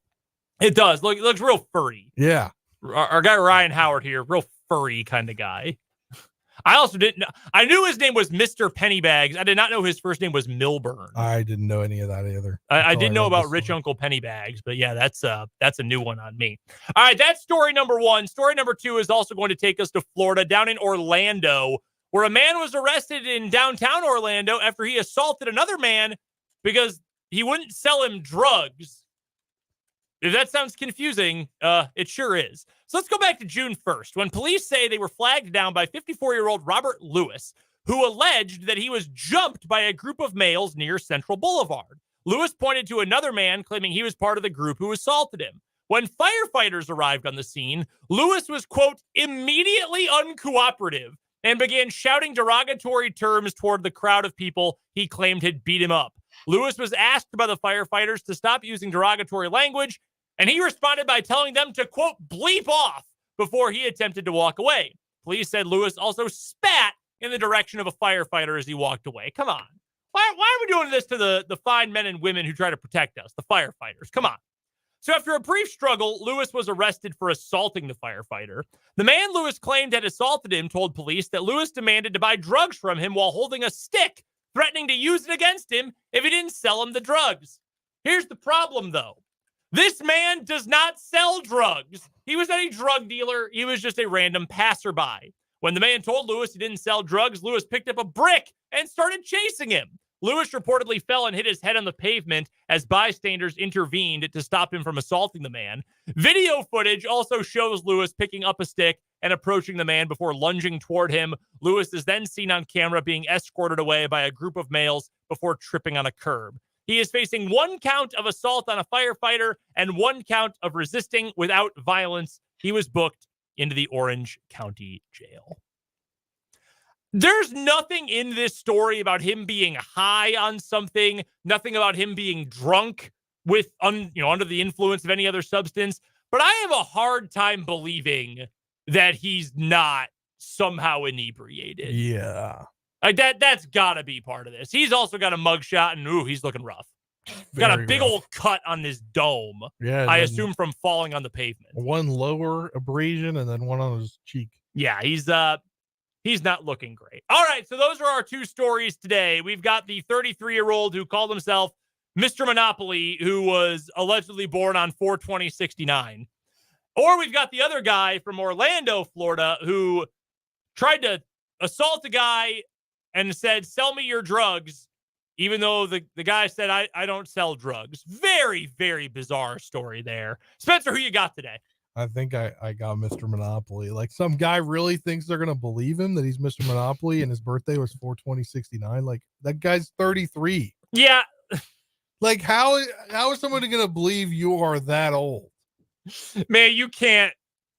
He had to want to go to jail at that point, right? Yeah. Like, he had to know he was going to go to jail. He ended up only had to pay $1,000 bond. That's not that. I mean, $1,000 is a lot of money, but it's not that much for a guy that Mr. Monopoly. It might not have been that much, right? Yeah, that might be pocket change for old Milburn money bags. Yeah, I'm with you. That one is. It's just so dumb. Also, look, everybody loves a good 69 joke now and then. At 33 years old, you're a little too old to tell the police, 4/20/69. Yeah, to combine it with 420 and make it, yeah. Little too old for that. Yeah. All right, that is our winner for today, Mr. Monopoly. He is the victor on our first edition of What Is Wrong With You for this week of June 10th. Coming up next on the other side of this break, a bad week for national sports media. That's coming up here on 580 Sports Talk, live from the Kansas Drive to Zero studio.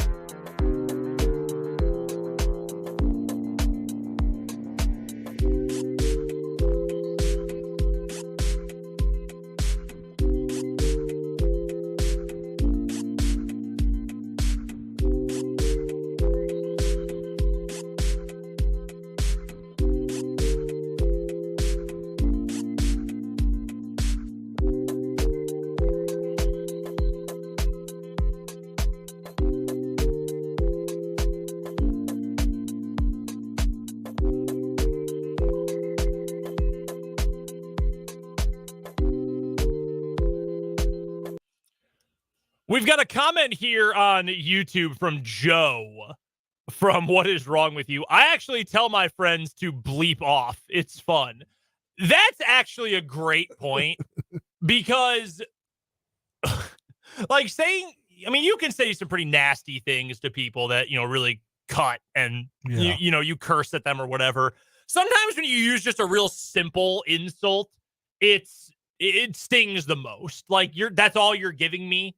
Like bleep. That's all you said. You couldn't even say the real word. Or if you just, the sarcastic thumbs up, that to me is like the most insulting thing. I was once calling a high school basketball game. I'm not going to name names or name schools or anything, but I was once doing a basketball game at a local school, calling it. And one coach was not happy at all with one of the officials. And the ref was sick of the head coach, was sick of the complaints. And as he's running down the court, he just turns around, jogs backwards, and gave him the old sarcastic thumbs up and then turned back around to the play. And I thought, man, if I was that coach, I would have gotten a technical foul so fast. I would have been so PO'd by a referee doing that to me. I would have been fired the hell up. So sometimes it's the simple things that stick the most and burn the most.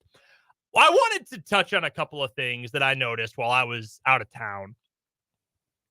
This was not a good week or not a good past few days for professional take artists, the takesmen, if you will, because some of the biggest stories in sports led to some of the dumbest opinions and arguments that I've ever heard.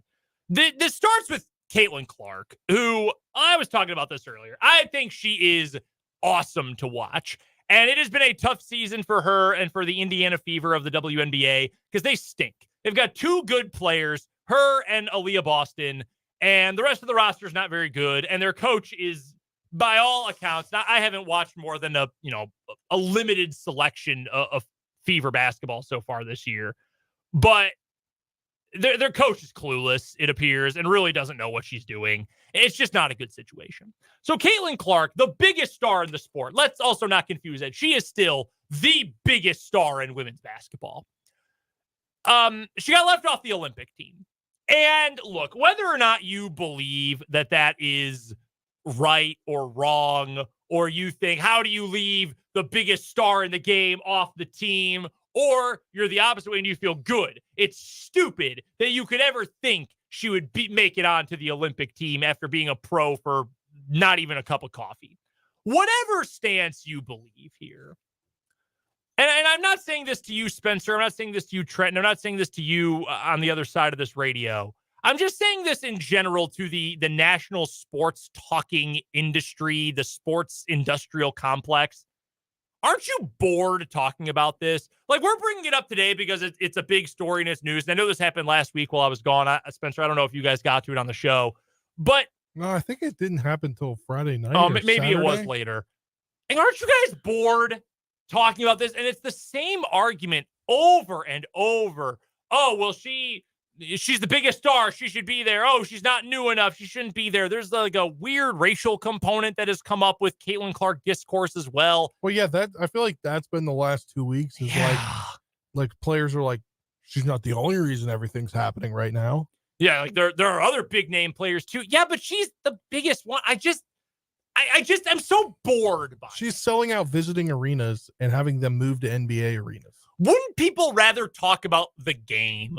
Yeah. Like, I don't know how you guys feel, but I am always much more interested in, let's talk basketball. I will tell you, though. Give me the basketball reasons why she is not on the team. And I think there are good ones, even though I think she's a fun player. Give me that. Don't give me, well, this is clearly some sort of orchestrated campaign. Man, shut up. Turn off TikTok for a minute and think about the real world in a real context. Please. I will tell you, if she did make the team, a lot more people would watch. Sure. Than are going to watch. I don't necessarily disagree, but I also don't know how much that matters for the Olympics. Like, if we're talking, just WNBA viewership, which they have done an incredible job of not helping themselves with their product, I would agree 100%. I don't know how much, Team USA cares about that because Team USA for the women is going to mop the floor with everybody else in Paris coming up next month. Yeah. I think it is July into August. Yeah. But like they're going to kill everybody. They should cruise to a gold medal with or without Caitlin Clark. Just let it happen, man. Talk about the game. Talk about the action. That's the thing I care about. Not the, oh, well, this is all part of some campaign. Oh, some people are too. Shut up. It is too much for me. And again, I am bringing this up because it is a major story. Because it is Team USA, and it is the biggest women's athlete in the world, in the country today. Maybe the biggest star athlete of anyone. She's right up there. Her popularity is absurd and deserved for the career she put together at Iowa and so far in the WNBA. Excuse me for pronouncing her name wrong, but Diana Taurasi, is that how you say it? Yes. She's 42 years old on the national team. That's the person getting the most hate from all this. Right? Mm-hmm. Have you seen that? She's 42. She should step aside for the younger generation of Caitlin Clark. But that's all I've seen. Yeah. That's the stuff that frustrates me. I was complaining earlier about the KU K-State rivalry. And like, is it fun when the teams are good and competitive? Yes, that's great. And if you can have a normal debate, even if it gets a little heated, but you can have a back and forth with people you care about. Trent, and I know you know people who are K-State fans, obviously rocking a K-State hat today you got from a friend. Like, I know people who in real life, and I'm not talking about like social media stuff. I'm talking about real life. I know people who went to K-State. We've got coworkers or former coworkers who have been there who I've had plenty of fun, spirited back and forths with. Like, that stuff is fun. But the whole, rent-free, you guys are, you're farmers. Oh, you're from Johnson County. Like, is that fun? Who is that fun for? I don't understand it. There are people on social media with very large followings who have like weird cult followings, in fact, who do nothing but try to prod the other. I don't get it. Talk about the game. Talk about the sport. Talk about those things that are interesting. Similar point to talk, grand scheme of things, the professional sports take industrial complex. Danny Hurley, who we're going to get to more in headlines at the top of the 5 o'clock hour, he officially announced today that he's coming back to UConn. He's not going to go take the job with the Lakers. But when it was initially reported by Adrian Wojnarowski of ESPN that Danny Hurley was a candidate, maybe the candidate to get the Lakers head coaching job, you had people at the worldwide leader in sports who had segments on radio shows, on TV shows, Twitter threads, all this about how this was terrible for college sports. And this was going to be bad news and a sign of bad things to come for college athletics. Let me find this for you from, I believe he's the producer of Mike Greenberg's show over on ESPN. Yeah. Jim Harbaugh and Danny Hurley, fresh off national titles, jetting to the pros within months of each other, is a sad commentary on the state of college athletics. Are you kidding me? Seriously, are you kidding me? That is a professional, a guy who's on ESPN radio, a guy who's on ESPN TV every day. That's your takeaway from this? I would like to ask you a question, Spencer. John Calipari, when he went to coach in the NBA, was that a sad commentary on college athletics, or was that just trying to get a job in the biggest league in the world? Same question for Rick Pitino when he went to the NBA twice. Was that a sad commentary on the state of college athletics, or was that a payday and a bigger role and more prestige? Well, I think this is two totally separate conversations. When I saw that tweet, I was like livid because these are two separate conversations. You're talking about a guy that's already gone to the NFL, that's already been a head coach in Jim NFL, Harbaugh. In Jim Harbaugh, who made a Super Bowl, if I'm not mistaken, the Harbaugh Bowl, right? Yes. Yeah. He's already done it. He's just going back because guess what? He accomplished what he wanted to again in college football. He got a national championship. Now he wants to get a Super Bowl ring. That's probably what he wants to do. He's already been in the NFL. There's no, these two things are different. Danny Hurley has never been in the NBA. He's never been an assistant in the NBA. Heck, he was closer to coaching high school basketball than he is in the NBA.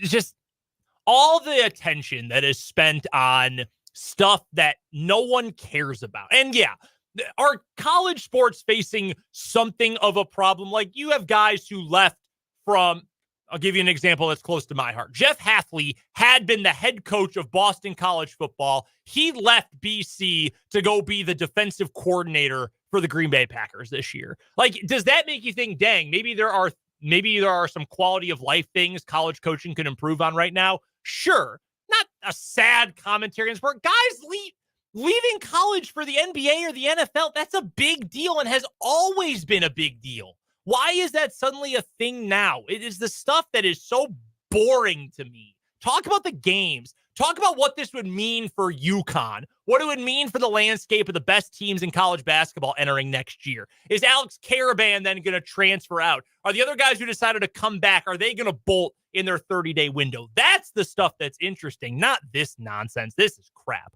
If you are a national personality and you want to give me good content, do what happened to Buster Olney today and get your Twitter hacked. Now that is good content. I don't know if you saw, but he put a Buster bomb, but it was hacked. He tweeted 5 minutes ago, Shohei Ohtani has been banned for life from the MLB in connection to charge. His account did. He did not. So it is speculated he could get life in prison. Now that is good. If you are wanting to catch my attention with good content, here is what you should do. Go get your largely popular Sports Insider account hacked. That is what I want. He also tweeted earlier, I hate Mets. Oh, he's been on a tear. I didn't realize everything else he had tweeted in the last 25 minutes. The Phillies and White Sox are finalizing a deal to send Luis Robert Jr. to Philadelphia. The Mets are finalizing a deal that would send Francisco Lindor to the Athletics. That is good. People nowadays, they get their Instagrams, their Twitters hacked, and it's just a bunch of crypto scams. Nah, give me fake reports like this. That's what I want.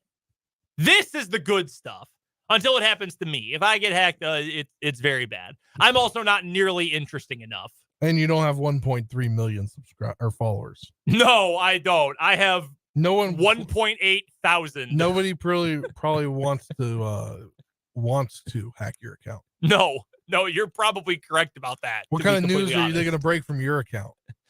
It would have to be fast food news, right? Yeah, like it would have to be Cane's is adding a new menu item, or if you're a Washburn enthusiast.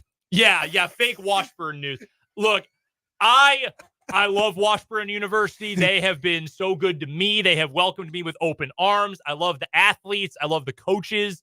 If someone is going to hack my Twitter and send out fake Washburn news, they've moved to Division I. Bro, that y'all got to have better stuff to do. Okay, I'm just going to tell you that right now. You got to have better stuff to do than to tweet out fake D2 news. I promise you that. And that is no disrespect to Division II or the fine folks in the Washburn Athletics Department. I'm just telling you, if you're hacking me to get that across, get a hobby. Find something else to do.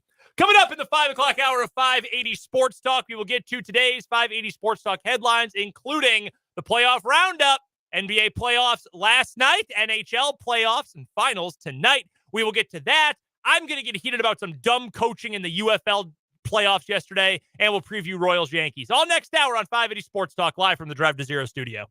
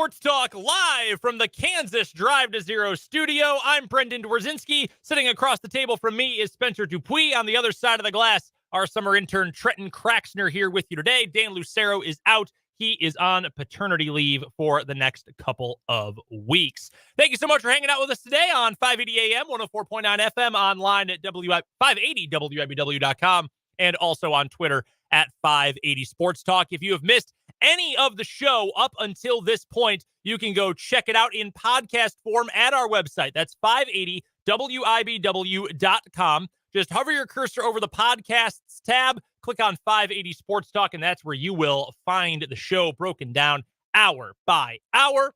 That's where you can also find all sorts of different promotions and events we've got going on right now, including a chance to win the outdoor adventure of a lifetime in Telluride, Colorado, as well as information about some tickets to go see Kenny Chesney at Arrowhead Stadium coming up later on this summer. We are going to have tickets to give away here on 580 AM WIBW. Looking forward to that. You a big Kenny Chesney guy? I know you're a big country music fan. Are you a Chesney guy? I am not huge, but I've never been to a concert, but I want to go to a concert. Yeah. And I wish it fitted the budget this year. Yeah. It's it was either go to the concert I'd previously bought tickets for or sell those tickets, but then have to give somebody my my SeatGeek account in order to go to them, because you can't sell certain tickets that you buy pre-sale now. Weird. Because, bots, yeah. Yeah. Damn robots taking over everything. We were trying to figure out a way to go, but not looking like it's going to be possible. If you, though, want to go see Kenny Chesney, we will have tickets to give away here, not this week, next week, and a few weeks after that. We're going to have tickets to see Kenny Chesney and the Zach Brown Band, along with Megan Maroney and Uncle Cracker. And Greg Akagi will also have some tickets to give away during the 5 to 7 a.m. Morning Ag Roundup as well. That includes this Thursday. Greg will have tickets to give away. So keep listening here on 580 AM. You can find information about that over at our website, 580WIBW.com. I'll tell you what, you want some cross promotion here? Hell yeah, I do. For 94.5 country. So when I was out getting my bourbon allocation lottery, they were out there with the Kicker Audio lockbox. And I walked over, and like 5 minutes later, somebody got the opening and they won Luke Bryan tickets. Hey, there we go. Yeah. So look for those if you want to go to some other concerts this summer. All sorts of opportunities. The summer concert road trip from our friends over at the big 94.5 country. This hour on the show, we've got our 580 Sports Talk headlines. We'll preview Royals Yankees tonight. We'll take your texts to the Top City Metal Supply text line, 785-272-9429. And, of course, your comments on the 580 Sports Talk YouTube channel as well. Let's get to our 580 Sports Talk headlines for today. Number one, we teased this a little bit earlier, but Danny Hurley has turned down the head coaching job with the Los Angeles Lakers. He is going to stay with the UConn Huskies in pursuit of a third consecutive national championship. Hurley has released a statement through UConn in which he says, quote, "I am humbled by this entire experience. At the end of the day, I am extremely proud of the championship culture we have built at Connecticut. We met as a team before today's workout, and our focus right now is getting better this summer and connecting as a team as we continue to pursue championships." I thought initially when Woj reported that the Lakers were interested in Hurley, I initially thought he was going to take the job. I did too, and I thought that only when he was up front with his team about it.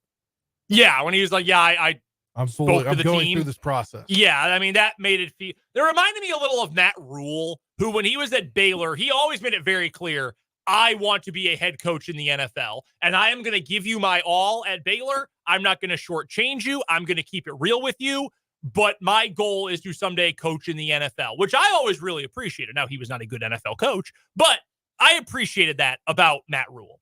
That felt similar to me with Danny Hurley when that report came out the other day that he met with the team to tell them, hey, look, I'm talking to the Lakers. Yeah. That made me feel like, okay, I like that he's being upfront. He's not hiding anything, but he can take it. And if he wants to come back to coach in college, how many teams are saying no? Like if Danny Hurley had gone to the Lakers and had failed and in 3 years got fired, here is the list of teams that would not have hired Danny Hurley. Kansas, Duke, That's it. That's it. Every other team in college basketball would have fired him. Every single one. Kentucky would have moved on from Mark Pope for Danny Hurley. We know that because they wanted Danny Hurley in the first place instead of Mark Pope. North Carolina, you think Hubert, I mean, they always hire within the family, but if Danny Hurley said, hey, I want to come coach at UNC and replace Hubert Davis, do you think they would have kept Hubert on? Would have been pretty damn hard to convince the fan base and the boosters to do that. Yeah. Would have been really damn hard to do that. He could have come back to college and gotten any job he wanted, essentially. So that's why I thought he was going to go to the Lakers. But the longer it took, and the more that there was, well, he's going to make a decision this weekend. Well, actually, it's going to be Monday, and his wife really doesn't want to leave, and all of his family's in the Northeast. More and more, I thought, okay, he's not leaving. Then this morning when they pushed everything back, UConn did. I was like, if they're pushing it back, not canceling it, right? Then he's staying there. He's just trying to talk to the proper people. So the official reporting of what the contract offer to Danny Hurley was, that was a terrible sentence. I apologize to you and to the English language. Reportedly, according to Adrian Wojnarowski, Connecticut is keeping Hurley after the Lakers only offered him 6 years, $70 million. That would have made him one of the highest paid coaches in the NBA, one of the 6 highest paid coaches in the NBA. That's less than the Pistons gave Monty Williams, which, granted, that was a very dumb decision by the Pistons. They should not have done that. But that's all. That's been most of the response on Twitter today is, that's it? Yeah. Really? So here's what else Woj had to add. After a dogged pursuit of Hurley over the past weeks, the Lakers will regroup and resume bringing in candidates for interviews with the hope of hiring a coach by the draft. James Borrego is expected to remain part of the group, and the Lakers could do their first formal interview with J.J. Redick. Also goes on to say, as swept away as Hurley became by the Lakers' courtship and vision for him, he ultimately couldn't walk away from a chance to make history and pursue a third straight NCAA title. Even before Lakers talks, Hurley had already had an offer from UConn to become one of the highest paid NCAA coaches, and those talks will continue. Yes, he is going to get plenty of money from UConn. That is not going to be a problem. Was it the right move? I think so. Although I was said this last week when the reports first came out, if there was a time for him to go, it was now. I agree. First of all, he had just won back-to-back titles, the NIL era on top of that. And the fact is, like, his son was on the team last year and he's graduated. He's done. So he has no family left on UConn. Like, it was the time. Like, clearly last year wouldn't have been the time because he would have left his son high and dry if he went to the NBA, if he had the offer, but probably didn't have an offer last year. I probably would have if I was in his position. I mean, it's a chance you might not get again, but I don't blame him for sticking at UConn where he's got a good thing. He's a Northeast guy. His family's Northeastern. They want to be around there. He's got a good thing going. I don't blame him. I did think this was going to be the chance, though. Yeah, I would agree with you there. But instead, UConn's going to be good. Yeah. They're going to be really good again. No. I will say they will not three-peat. Will a book offer me that bet? Will they three-peat? I'll just throw a few bucks on no because I'm certain that they're not going to. They'll be good, though. They'll definitely be good. What's your first headline for us? First headline is we finally know the fate of Giants tight end Darren Waller. He has announced he is retiring from the NFL at age 31. If I was him, as Dan said before he went on paternity leave, I would not go in the locker room after dropping that music video that he did.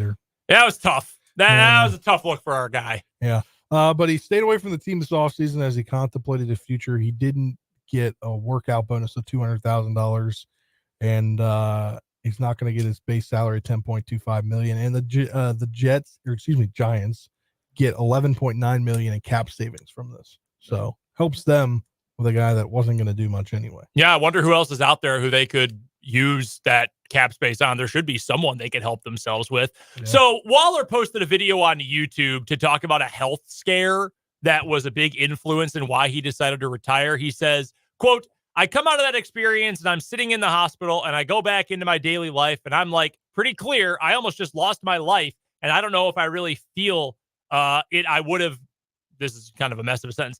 I don't know if I really feel if I would have died that I would have felt great about how my life was going if I died at that time. That's a lot.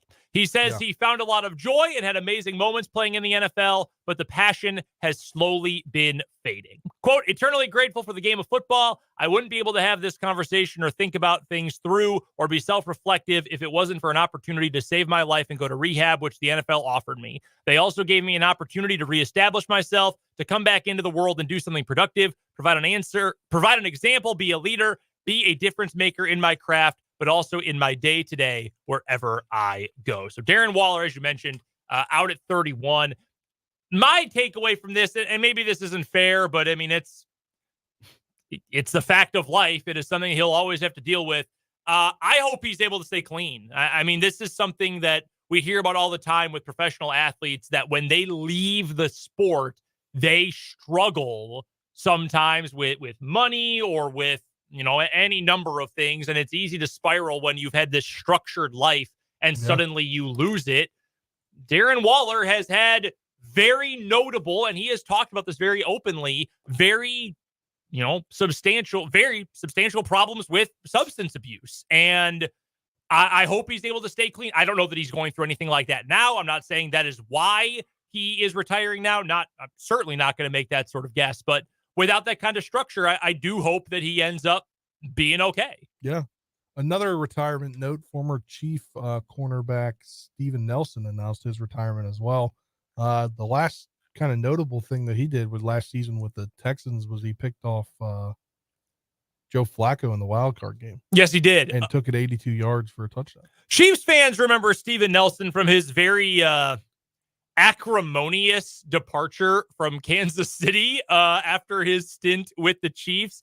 Did not go especially smoothly when he said goodbye. Not a whole lot of positive things to say about the Chiefs front office.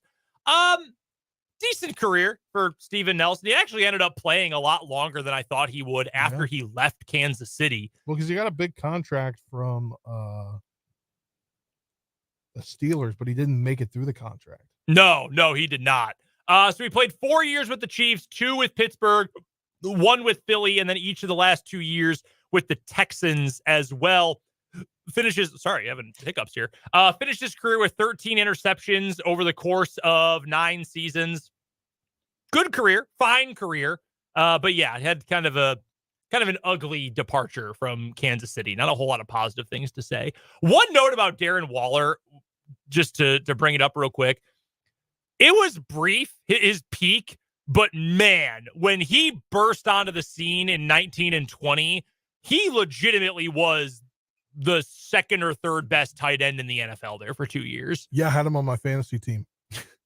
Like 2019, his first full season, he played every single game, had gotten clean, 90 catches, over 1,100 yards, just the 3 touchdowns for a not very good Oakland team. Then the next year in 2020 with the Raiders, 107 catches, just under 1,200 yards, 9 touchdowns. He was a Pro Bowler that year.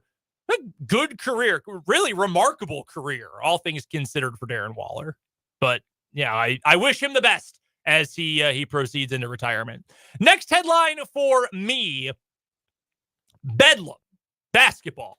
It is going to continue next year, even with Oklahoma leaving the Big 12 and joining the SEC. According to a report from John Rothstein of CBS Sports, Steve Lutz, the new head coach at Oklahoma State, who moved over from Western Kentucky this offseason, he told Rothstein that while nothing is final contractually yet, Oklahoma and Oklahoma State are on track to play one another at the Paycom Center in Oklahoma City. That's the home of the Thunder come next season. According to Sooners Illustrated over at 24/7 Sports, the game would take place sometime in mid-December, presumably in the schedule spot previously occupied by OU's matchup with Arkansas. They no longer have a non-conference matchup with Arkansas because that is now a conference game. With the Sooners moving, they no longer have a lot of those games on the future schedule. In fact, both OU head coach Porter Moser and former OSU head coach Mike Boynton expressed a desire to extend the rivalry in previous conversations. Moser even said in February, "I personally don't think it's the last time we'll play. I see a world where this great rivalry continues." Many folks will probably say, yeah, cool. I love that they're going to keep playing. Keep the rivalries alive. If you have listened to me talk about college sports in the recent past, however, you know my stance. Absolutely not. I hate it. Do not give Oklahoma anything. Do not throw them a bone when they left you out to dry and they couldn't care less about the fate of your school and the fate of their rivalry. Don't let them have their cake and eat it too. You shouldn't play the game anymore. That is how I felt about KU and Missouri. That is how I felt about Texas and Texas A&M. That is how I feel about my wife's alma mater, Washington State, and the fact that they're going to keep playing the Apple Cup against Washington. And they're going to play a quote-unquote neutral site game in Seattle, just down the street from the University of Washington's home stadium. Don't throw them a bone. They could not care less about you. They left you to die. Don't throw them a bone. Do not extend that olive branch. Do not do that. It is not worth it. And yet, Oklahoma and Oklahoma State are going to do so in basketball. I do not think the football teams will play each other for the foreseeable future, though.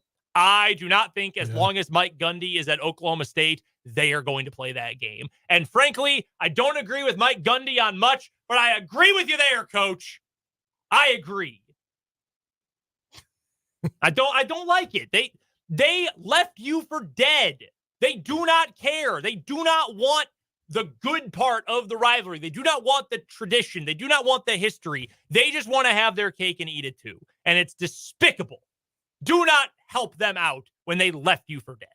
That's how I feel about Oklahoma or Texas or Missouri or Nebraska or any of those schools. I don't like it. What you got for us? What's next? My next headline I got to cool down. Comes to you from the world of hockey. This is a very interesting purchase that no one has spoke on yet. But there's a lot of cap websites where they have a lot of analysts, people that used to maybe be in front offices. Mm-hmm. Like you see Spot Track. What's another one? Over the Cap, those kind of websites. Mm-hmm. Well, Cap Friendly is an NHL hockey website that, gives, it's a popular destination for NHL executives, fans, media to track contracts, salaries, and where their teams are in the salary cap. Well, this weekend, the Washington Capitals have agreed to purchase this said website, capfriendly.com. The deal between Cap Friendly and the Capitals, which is owned by Monumental Sports and Entertainment, is expected to close next month after the upcoming NHL draft and start of free agency. So the person who was granted anonymity, I can never say this right, whatever it is, being anonymous to report it. Anonymity? Yes, I can never comes out right. The details are private. The Caps plan to integrate Cap Friendly's data and tools and other functions, as well as some of the site's employees, into their in-house hockey operations. Basically, the website's going away. The public-facing site will cease to exist, and the Capitals, who don't have a lot of the analytics themselves, because their owner at one point didn't believe in analytics, are jumping right into the analytics game and purchasing like one of the best hockey analytics websites. And they also own a hoops website. Let me see if I can get this correct. It's like a spinoff of the website. Mm-hmm. It's on their website. It's called Salary Swish, and NBA salary caps. It's a brand new thing. Wouldn't surprise me if Ted Leonsis just bought that for his Wizards team as well, to try and get better. But very interesting that you go and buy this. This is becoming more and more common to have these analytically minded companies or, these forward thinking mathematic sports analyst types be hired by teams. Eric Eager, who we've had on the show many times before, formerly of Pro Football Focus. Then he joined Sumer Sports and was still joining the program and was on Mic'd Up for many episodes. He was hired by the Carolina Panthers this offseason. They wanted him in their front office. Brad Spielberger, another guy who worked at Pro Football Focus. He's not hired by a team or did not get hired by a team, but he's now actually working for a sports agency going forward. So there are plenty of places where they want to hire more of these guys. Baseball front offices have been doing this for quite a long time as well. So it's interesting that your Capitals were at the forefront of this, not because, they hired a forward-thinking company in general. I think more and more places, more and more franchises are doing that. But to your point, that's never really been in their character, I think is kind of interesting. That they decided instead of slowly easing into it, they went full steam. Let's just buy the company. That's fascinating. I've never heard anything like that before. Next one for me, Mike Tomlin, the head coach of the Pittsburgh Steelers. He has signed a 3-year extension. He is going to stay with Pittsburgh through at least the 2027 season. Steelers president Art Rooney II said, quote, Mike Tomlin's leadership and commitment to the Steelers have been pivotal to our success during his first 17 years as head coach. Extending his contract for 3 more years reflects our confidence in his ability to guide the team back to winning playoff games and championships while continuing our tradition of success. We know that historically the Steelers have never had a losing season under Mike Tomlin after 17 years. That is remarkable. It is unbelievable, frankly. Yeah. Where do you land on Tomlin? Well, how good of a coach do you think Mike Tomlin is? I don't know, but that's why I asked the question earlier to Matt Verderame. Sure. And I 100% agree with him, his statement about other teams hiring him. Mm-hmm. I mean, heck, I remember before the then Redskins were going to hire Ron Rivera, Dan's plane was up in Pittsburgh. Mm-hmm. And he was trying to lure Mike Tomlin out of Pittsburgh. And at that point, I was like, well, this is interesting because they are a historically good franchise. His defense are historically great, but that's just the Steelers' defenses in general. I think the more that you do what you do with less buys you more time. And what he's been able to do with end of career Ben Roethlisberger, and although they had hoped Kenny Pickett would work out, not much there. I think that it's a good deal for him to see. Maybe can there be a quarterback? They have 2 quarterbacks that were starters in the NFL on their team. Can they redevelop one of them? Yeah, and they're going to be in a really brutal division this year. The AFC North, I think, is going to be absolutely fantastic. They are a great case study in why the quarterback is the most valuable position. Because I think Tomlin's a great coach, and I think he's a good motivator. I think he's good at managing personalities. Their defenses have been anywhere from good to great for years and years now. They've had offensive playmakers. Essentially, they've been missing a steady offensive coordinator and a good quarterback. If you had both of those things, this team is in Super Bowl contention. I think that's very possible, or at least they have a chance to win that division and make a run in the postseason. But if you don't have those 2 things, and hopefully they figured out offensive coordinator for their sake, they'll be in a better spot. But if you can't have those 2, you're just not going to find a whole lot of success. I think Tomlin's a good coach. I know Dan's dad, who's a Steelers fan, not a fan. He's not a Tomlin guy. I think he's a hell of a coach, though. We are running out of time on our headline. Should we do a playoff roundup? Let's do it. Let's do it. It's time for the 580 Sports Talk Playoff Roundup. Would you like to do the honors, or would you like me to handle it today? I'll do it. Go for it. All right. We'll get into the NBA. The Celtics take a 2-0 series lead. They took down the Mavericks even after Luka played his butt off. I predicted the Celtics were going to win in 6. At this rate, they could sweep. Yeah. Luka was awesome. I mean, look. Awesome. Luka has put the team on his back at both games. Yes. Kyrie has decided to just not show up. Yeah. Just not even pretend to show up, which has been unfortunate, certainly, for Dallas. Boston's just better. It's just a better team. It's a more complete team. Jason Tatum has been really good, even though he hasn't shot the ball well at all. But he's been playing really well. He's been playmaking, assisting well, rebounding well, playing good defense. Jaylen Brown's been awesome. I think the key to the series, though, you mentioned those 2 guys. I think the key is getting Kristaps Porzingis back. Yeah, Porzingis has been great. I mean, yeah, he only had 12 points the other night, but in the game that he first returned, after that, I was like, it's going to be a hard thing, especially if you're going to have him come off the bench. That's a tough matchup. Yeah. That's a tough matchup for backup bigs. Yeah. I mean, what was it? In game 1, all of their starters scored in double figures, and then he scored 21 points. So That's that in insane. my mind after that one, I was like, you can't. There's no way. No. And he only scored 12 this time. Yeah, Al Horford only scored 5, but it was a close game. It was a real good game for game 2, I think. Yeah, no, it was. Dallas needs home court advantage to help them out, because if they lose even one of those games in Dallas, it's over. I'm willing to borrow a phrase from my dad. I'll put a fork in them. That'll be it for them. Game 3 is set for Wednesday. Why are they taking so long? I don't understand. It is unbelievable. Thursday to Sunday to Wednesday? Come on. I thought this was the point of load management, is that they could play a normal playoff schedule. Well, I think they're working with their TV partner and ESPN ABC, because the NHL started Saturday night. I guess. Which I wish the NHL should have started Friday night, and then you go back and play Saturday night for game 2, and then Monday or Tuesday you play game 3 away. Like, you get the extra day for travel. Like, I see that, but now there's I don't get it. So slow. Oh my God. Yeah. NHL playoffs. The Panthers lead the series 1-0 after Sergei Bobrovsky is just on another level. Insane. On his head. Yeah. He's such a good goaltender. When he's on, he's what, top 5 in the league. Yeah, sure. I mean, he's getting older too. I mean, I feel like he's been in the league for 20 years at this point. Not that long, probably like 12.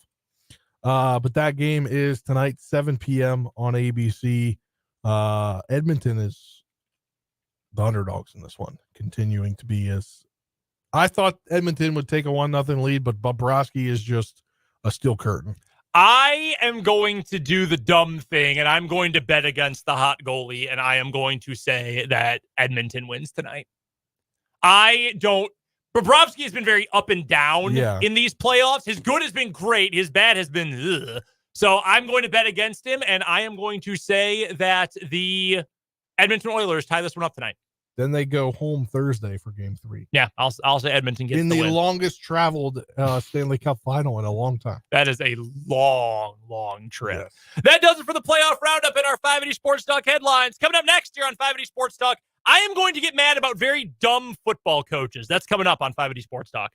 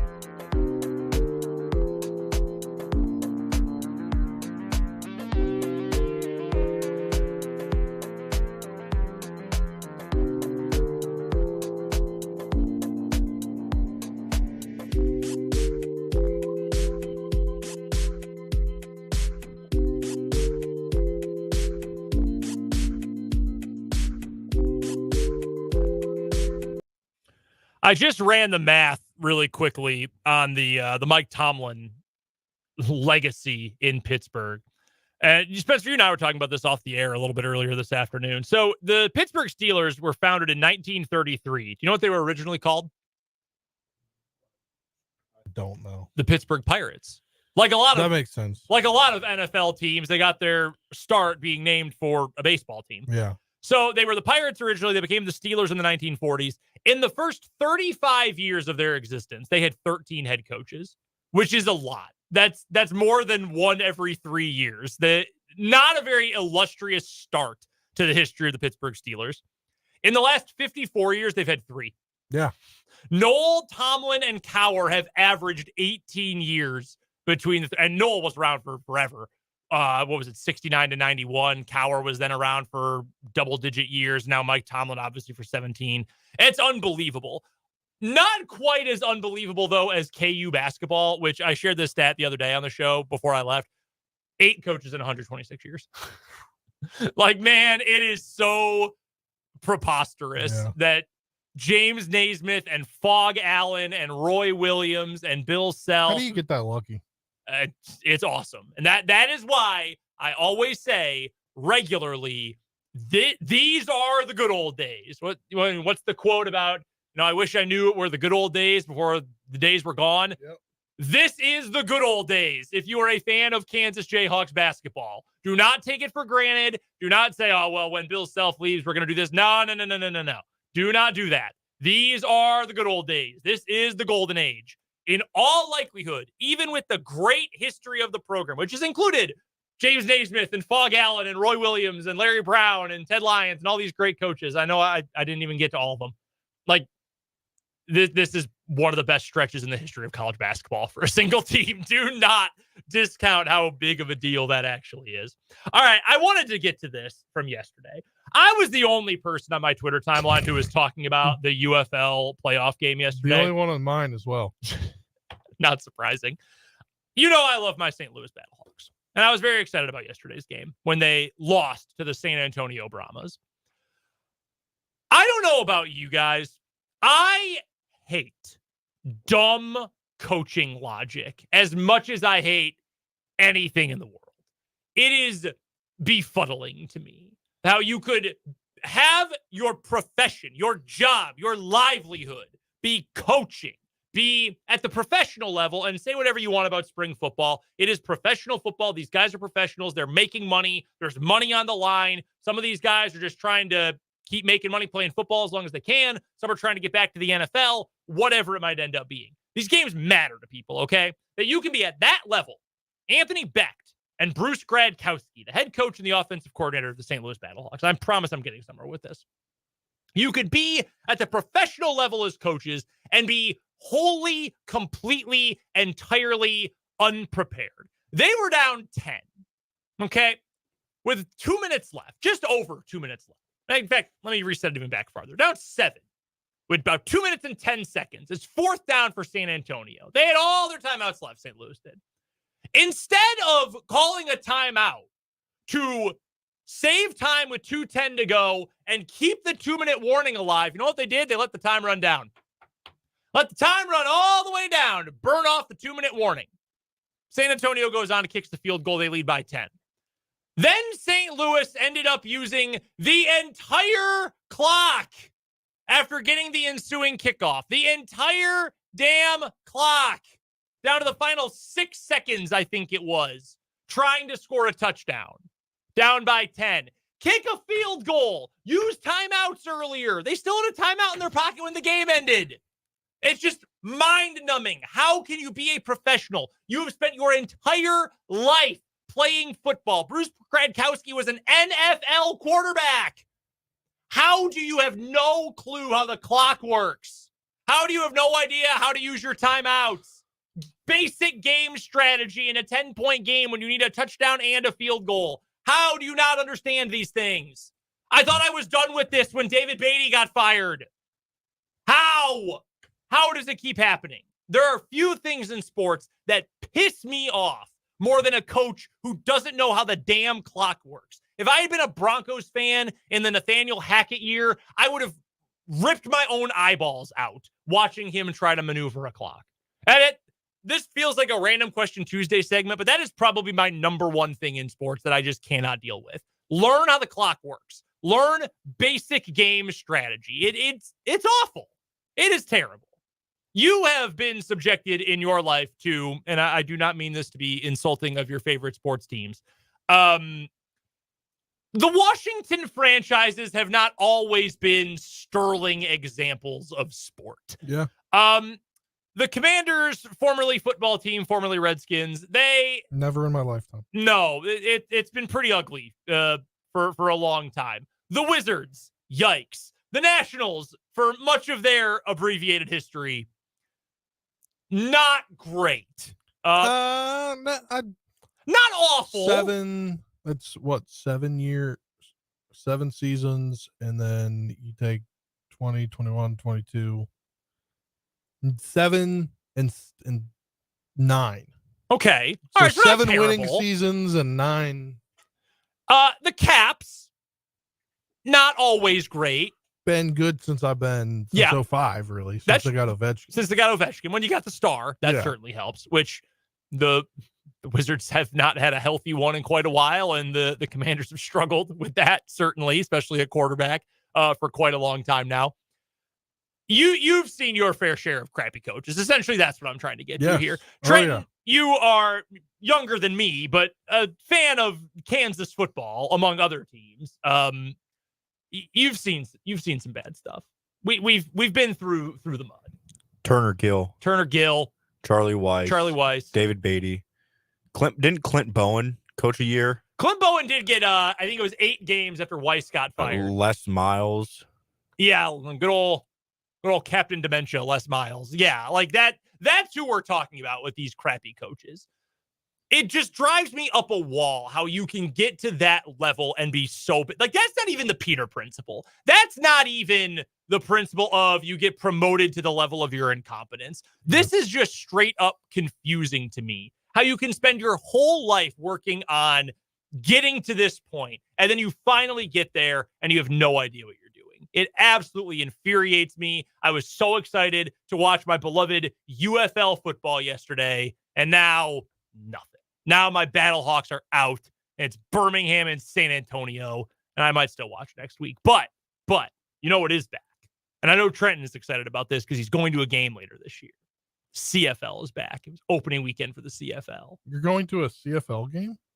It's the Stampeders and Winnipeg, I Yeah. think, July 12th. Nice. So we're going up to Winnipeg. So That's sick. The Blue Bombers.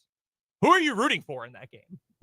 when we first started watching the CFL, I used to be a big fan of the Blue Bombers, but then I got kind of like tired of it, like because they just won all the time. Mhm.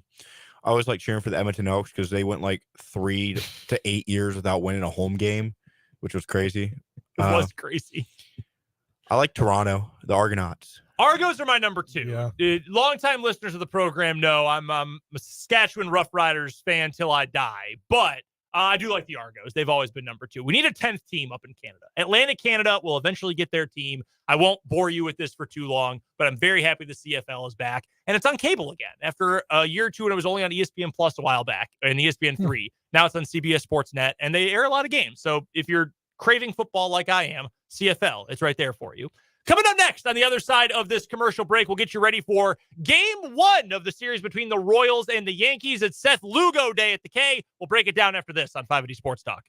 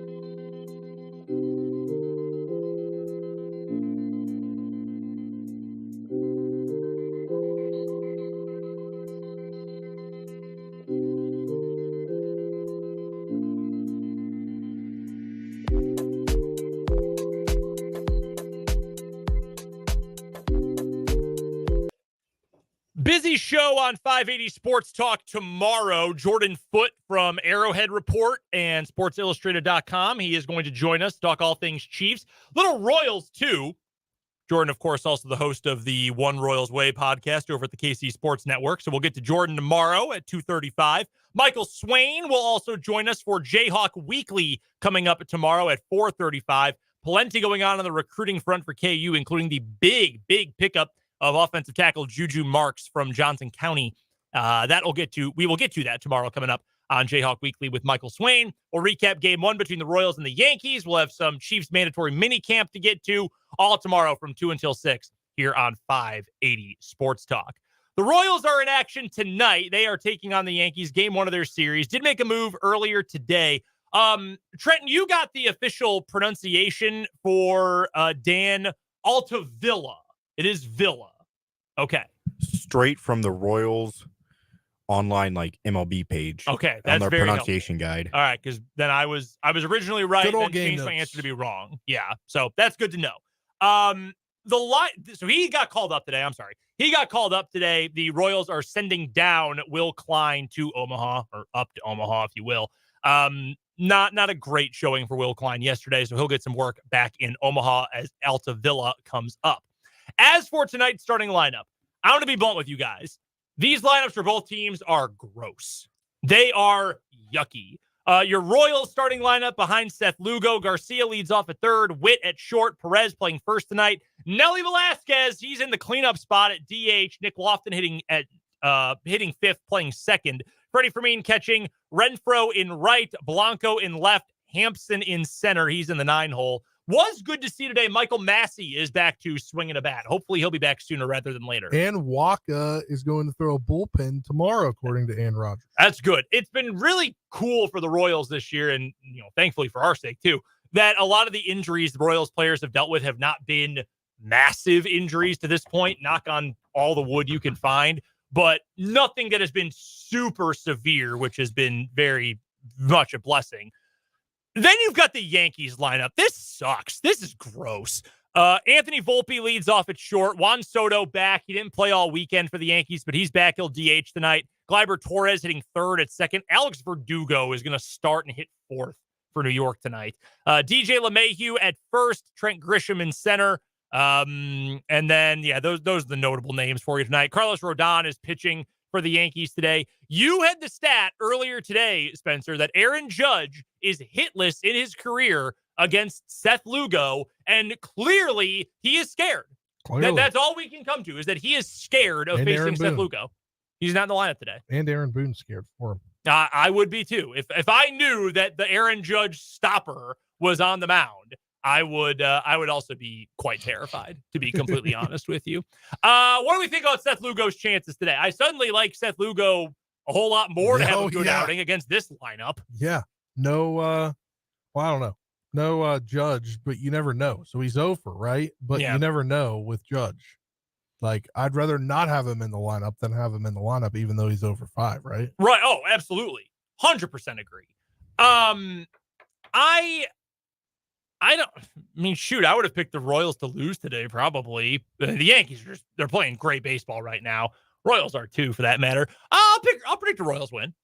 I'll be on the optimistic side of things. I'll predict the Royals win. I was optimistic. I said they need to at least split this series. Last week I said that. Trenton, you were saying to me that you were hoping for this next 7-game stretch for a 3-4 record. That was the goal over these next 7. Yeah. When you have 7 straight games against the Yankees and then in Los Angeles against the Los Angeles Avengers, you just hope to win a couple. Take a split here, and then you can lose 2 out of 3 to the Dodgers. No one's going to feign at that. The Yankees just did at home. Yeah. 2 really entertaining games in that series, and 1 game that was such a nightmare for New York. It was a great clip, though. Aaron Judge hit 2 home runs in the game they lost on Saturday when the Dodgers crushed them. And the second home run got shared by the MLB Twitter account. Wow, Aaron Judge, second-level home run. What a shot. His second of the game. They were down at that point 11-3, and all the replies on Twitter were just the clip from the YouTube video that says, Chris Paul hits a major 3 to cut the lead down to 42 points, which is one of my favorite memes on the entire internet. But yeah, that's how the weekend went for the New York Yankees. We keep talking about how good Bobby Wood Jr. is, And unfortunately, he may not even be the starter in the All-Star game at that shortstop. I know. Gunnar Henderson just hit another home run, and Is that 20 now? I believe so. He just hit his leadoff homer. It's either 19 or 20 now. 21. 21. Holy Leadoff cow. homer on FS1 as they're taking on Tampa Bay right now. Just popped up on my Goodness gracious. He is unbelievable. first pitch. We've got one more commercial break to get to. We'll get to that. Then a quick final word here on 580 Sports Talk.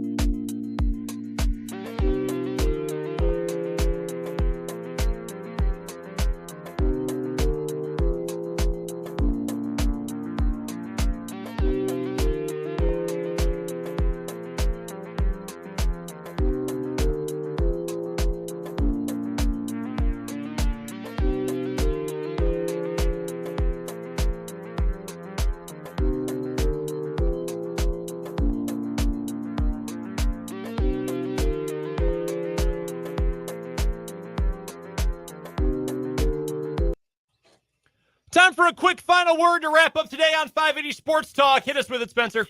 We keep talking about it. The Royals just keep putting wins in the bank, and they have a tough stretch, as we just mentioned, but it's really a whole tough month of June altogether. And I think if they can get some momentum by doing some good things against the Yankees, against the Dodgers in the next week, they don't have to win those series necessarily. But I think, sitting where they are right now, 39-27, maybe they can get some help from some other teams this week, as they're only 4 games back of Cleveland, but 3 wins back. So maybe some other teams can help them this week get closer there, as it'll be a tough stretch for them coming up. I am adamant about staying on brand to end the show. Well, while we were talking spring football earlier, how about a shout out to the former K-State quarterback, Adrian Martinez. He is the UFL most valuable player this year, the quarterback of the Birmingham Stallions. Congratulations to Adrian Martinez, your UFL MVP. He'll play for a championship coming up next weekend. We are back tomorrow from 2 until 6 with a full show. Jordan Foote and Michael Swain will join us. We'll talk plenty of mandatory minicamp for the Chiefs and much more. But until then, for our intern, Trenton Kraxner, for Spencer Dupuis, I am Brendan Dworzinski. Royals baseball is coming up later. We've got overtime next here on 580 WIBW.